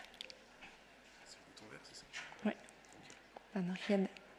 All right. So thank you for a nice introduction by Jean-Michel. I would like to tell you what Innovo is. So we promote innovation in Canton of Vaud, but we do much more than that. Actually, we have 5 missions. The first one being that we stimulate jobs creation. So either by really creating a conducive environment to innovation, but also to promote and help attract foreign companies to come in our region. Second, we want to anchor existing businesses into Innovo ecosystem. How? So by, in one hand, support maintaining current job in our region, but also to be able to create opportunity for growth.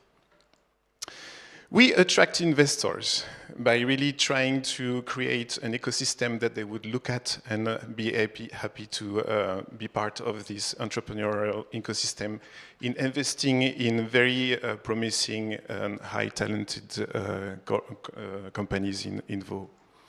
We attract talent, so we help them to really, we use Vaud as being the framework for them to come here and create their new business. And we make Canton of Vaud shine abroad. Our goal is to really make Canton of Vaud an attractive region. We are Innovo. We promote innovation in Canton of Vaud by really creating this flourishing ecosystem. I'm François Capel, innovation advisor in life science and nutrition. And if you want to know more about what we do, come to me and talk to me afterwards. Thank you very much. Thank you. Perfect. Thank you very much. So I'm going to call first Arthur Home on stage. If Johan, you can start. Here's a microphone. How much time? Short and crisp. Okay, so this is a short question, but you can have quite a long answer. In the middle. The question was, what is success to you? I think it's quite cool that I got this question for my project, because I believe that this project is the story of failing again and again and again, and not giving up. And this is basically the definition of success for me. Basically, what I'm trying to do is to develop some sort of a flying system that has to come back from 30-kilometer altitude and land at a precise landing point. Many people have tried that before. Many people have studied at some parts, but not the full parts. So of course, when like a 15-year-old student tries to do that, it will not work. And how many test flights have been failures? Breaking all the system, having to start again from zero. But the good feeling that I have today, which is not yet success, but pretty closer to it, is looking at all those failures and be happy that I didn't give up. And actually, as the project moves forwards, there's a weird feeling. Somehow at some point, test flights start working, and it's less exciting.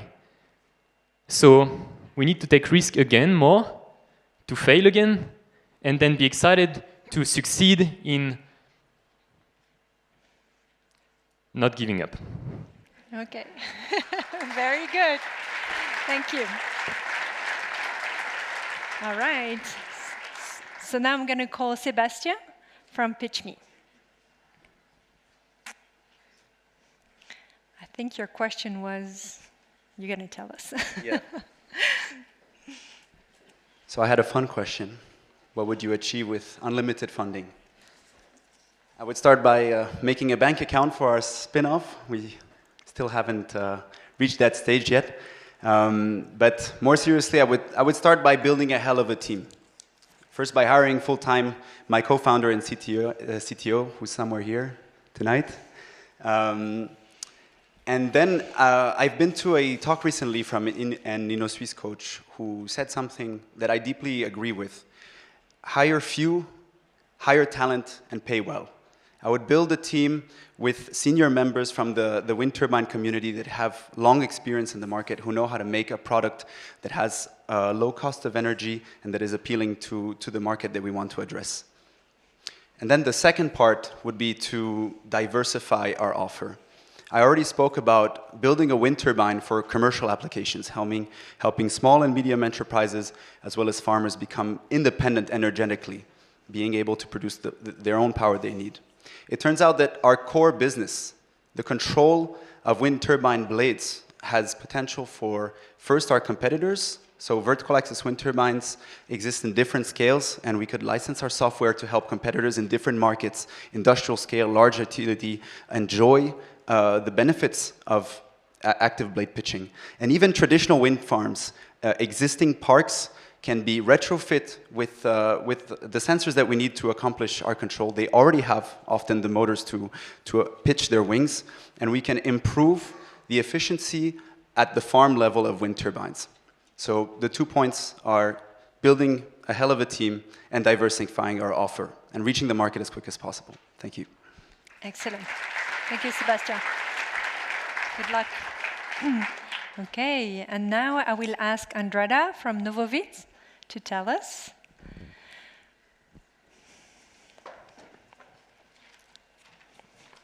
Okay, I will repeat the question. Why are you the best team to carry on your startup mission?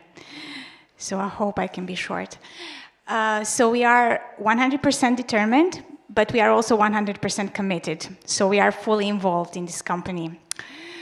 Then we know each other for more than 7 years, or even more than 8 years. So we are super united. We work together for very long. We have expertise from different fields.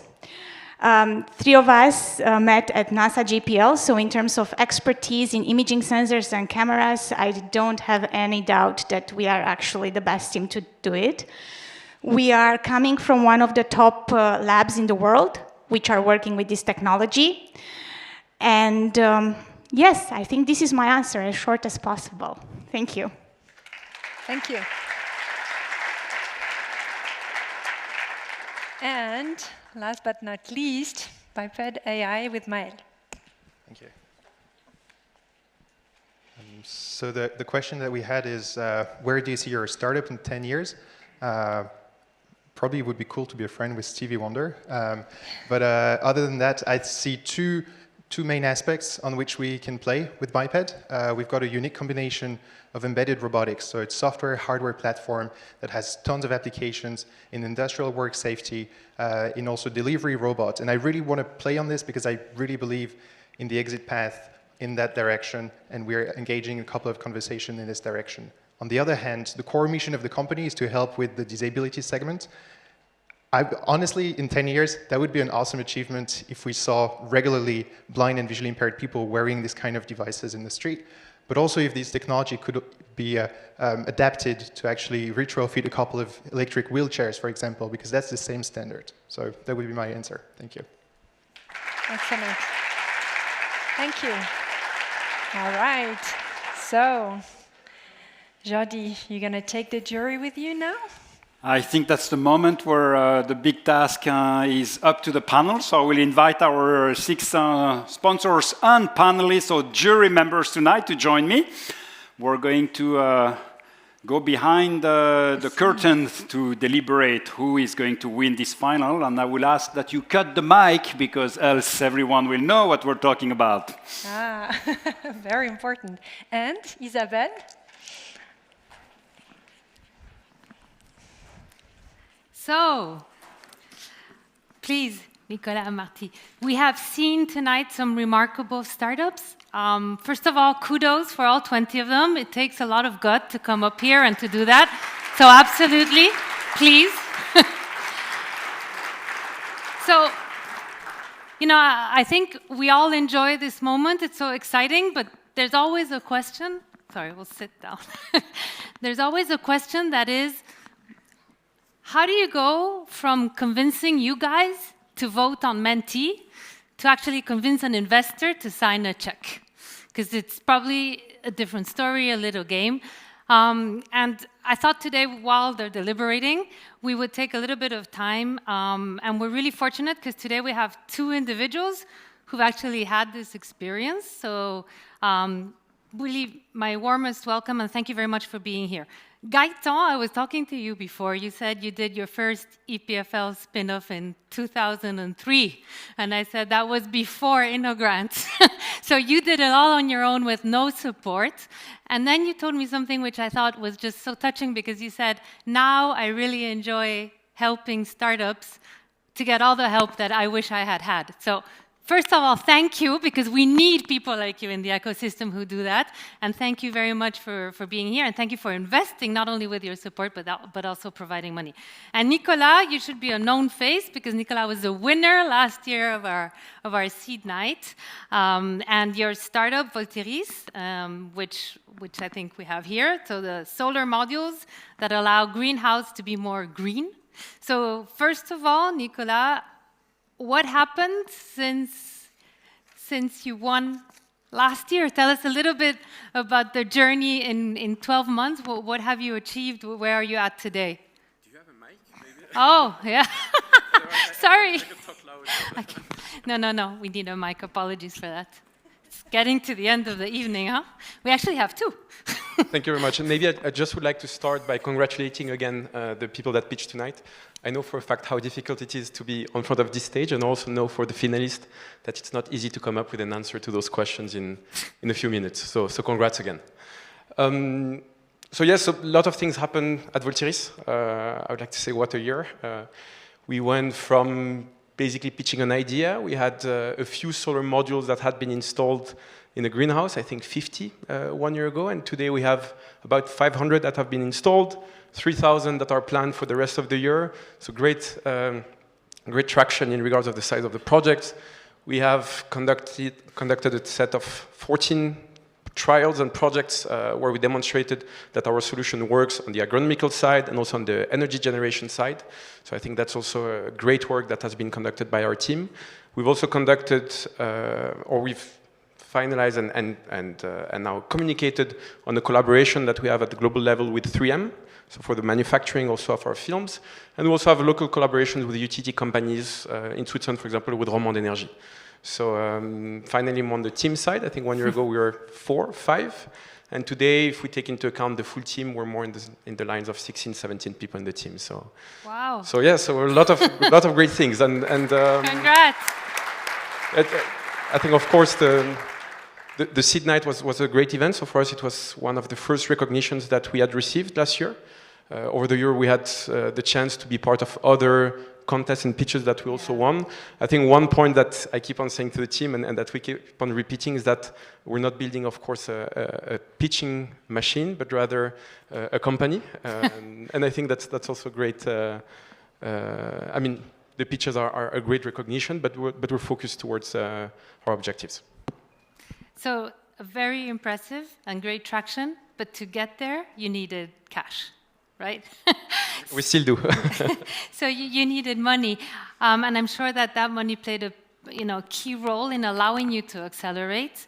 So just if you look back, and especially here because we're so lucky to have you, one of your business angels, how did you actually cross paths with Gaëtan, and then how did you convince him? Yes, I think we met Gaëtan at a Ciftlik event. There are, I would say, famous places where you can meet business angels, and Ciftlik is one of them.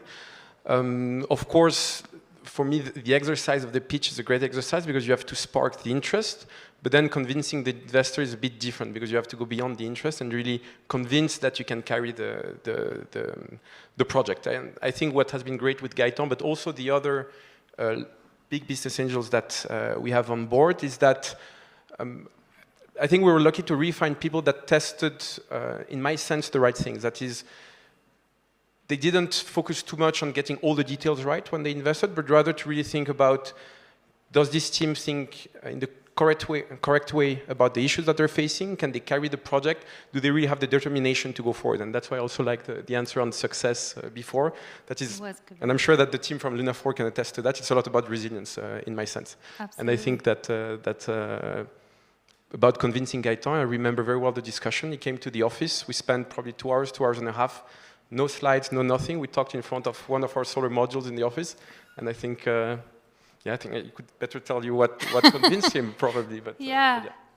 Thank you. So exactly, Gaëtan, I mean, you've been an entrepreneur. Now you're on the other side. What actually are you looking at when somebody's pitching or talking? Like you said, it was a conversation. So what are you looking at when it's a conversation? And maybe what are the red flags for you, which are really, no, this is just not for me? Yes, so it's a very complex question. Yeah. So, I mean that there are some objective way of answering that. So, as a startup, a good story. What about the team and all these questions that is really related to an objective check that you can really see. And also it's about also the organic way, meaning that when you are in investors, you wake up for different things. It can be technology, it can be medtech or whatever. And of course, the fit must be also from the investment perspective to the company and also to the co-founders. That's really a melting pot of all these elements.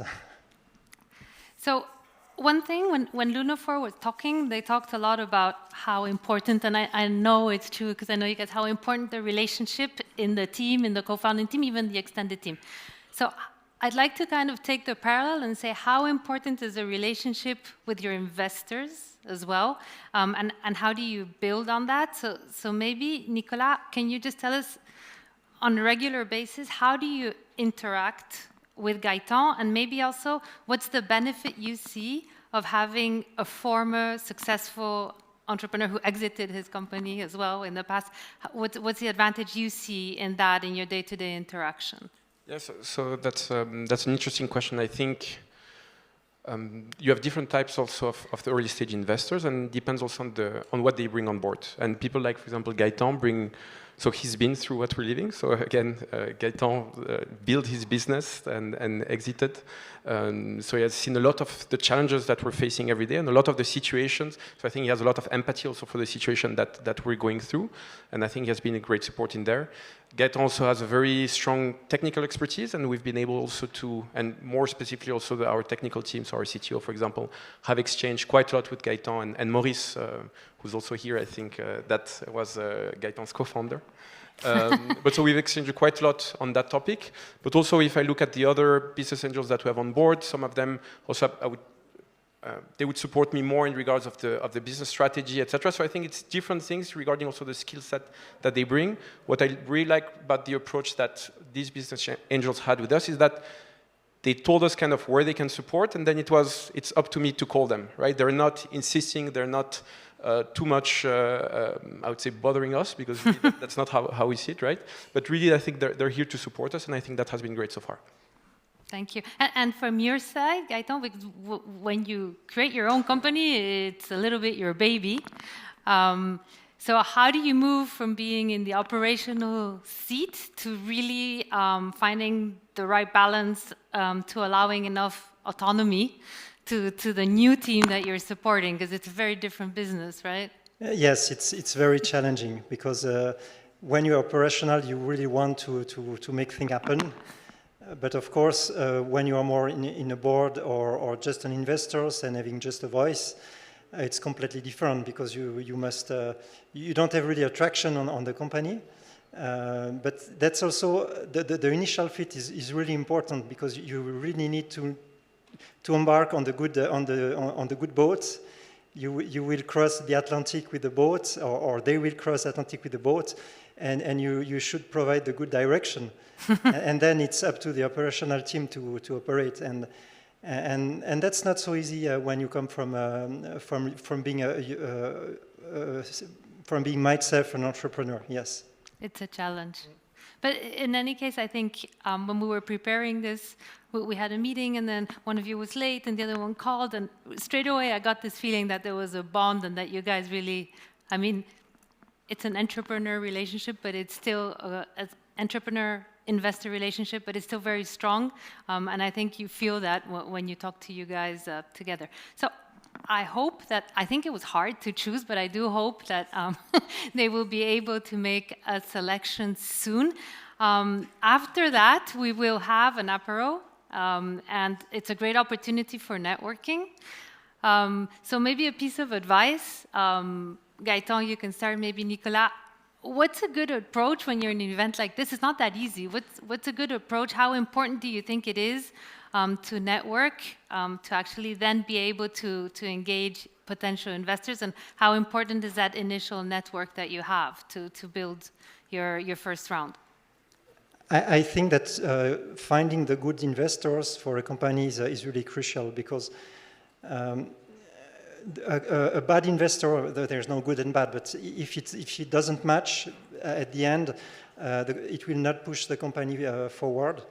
And you need to have this initial feeling, especially for business angels, where business angels can bring more than money. And that's what I would say, that you need to have a critical mass of investors when you start to be able to select the good ones that will really fit in your strategy and in your vision. Absolutely.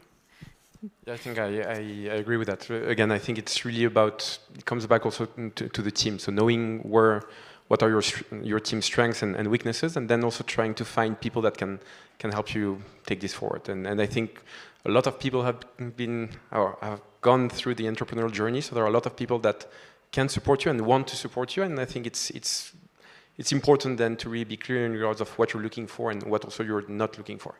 Yeah, absolutely. I think it's very important that you can be very clear on your needs and that you can build this relationship with your investor. It was really a great pleasure to be able to have you both, and to be able to, I think, to the audience as well, to understand how important it is to have a strong investor and someone that's with you. So we don't know who will win now. We'll find out very soon, and we will see if next year they're here with an investor.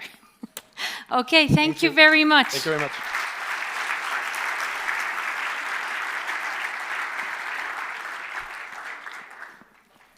So I'm extremely happy to be back, and I have the names here.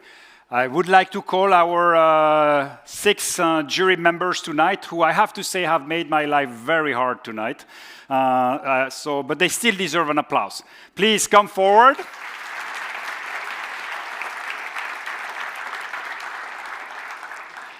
And to announce the result of our discussion, I would like to call C forward and explain how we came to our conclusion and what our conclusion to announce the result and the choice of our jury members tonight. And the floor is yours. So maybe you come to first a little bit of what were the arguments. Sorry, of course.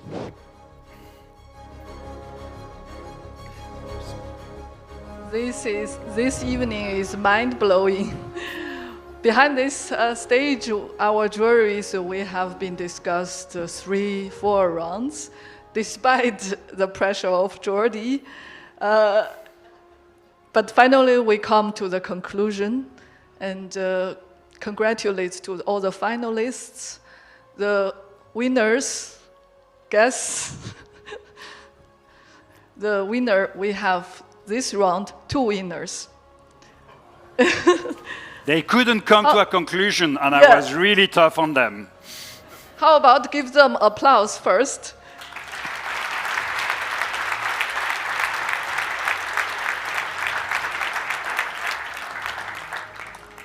The first winner, biped.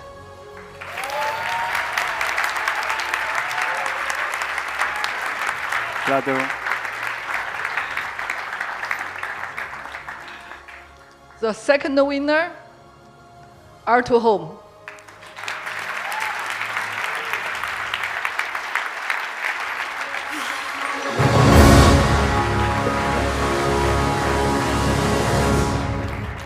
So because we did not anticipate this moment, you will have to share both the winner's diploma and the winner's gift.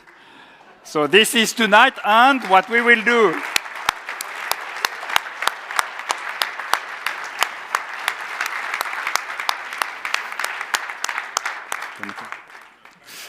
And what we will do is that we will retake the same picture. You can stay here. We will order the second diploma, the second gift, and we will retake the picture in a week or so.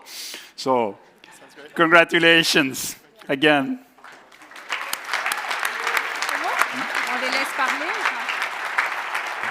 You guys, before you leave, I think that we'll have a final word from both of you. Okay. Yeah. Thank you again. I think it was a great pleasure. We actually did this event, I think, 2 years ago, but there was full COVID, so that was online. I think there was a great occasion to pitch biped. I can come forward.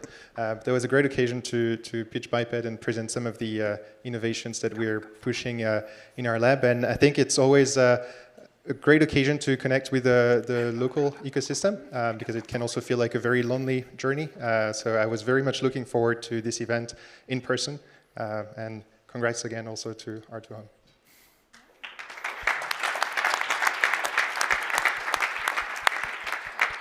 Thank you for being there tonight. Thanks to the jury. And my final word will be success is definitely not that. Let's do some flight tests this weekend.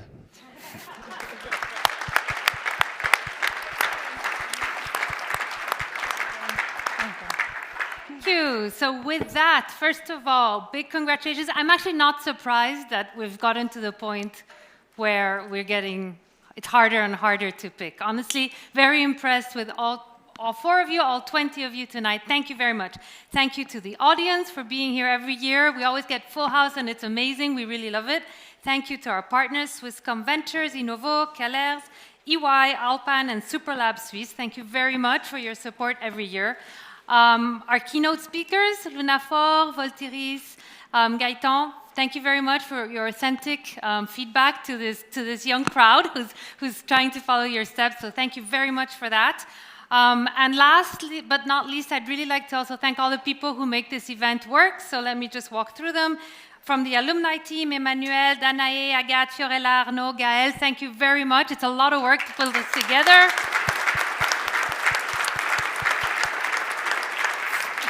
And from Venture Lab, we have Guillaume, Noor, and I know there's a lot of other people, Kalimna, all of you guys. Thank you very much for making this possible. Before we go to the apéro and we start networking and finding investment, please take the time to give us a little bit of feedback. It's a couple of minutes, but it allows us to make sure that we improve, that we keep the event to what is to the standard that we have. And now, the apéro, I think, has been waiting. Yeah, you guys were there, you saw it. It's ready? Yeah. Okay, so thank you very much, and thank you, and see you next year. Well done. Thank you.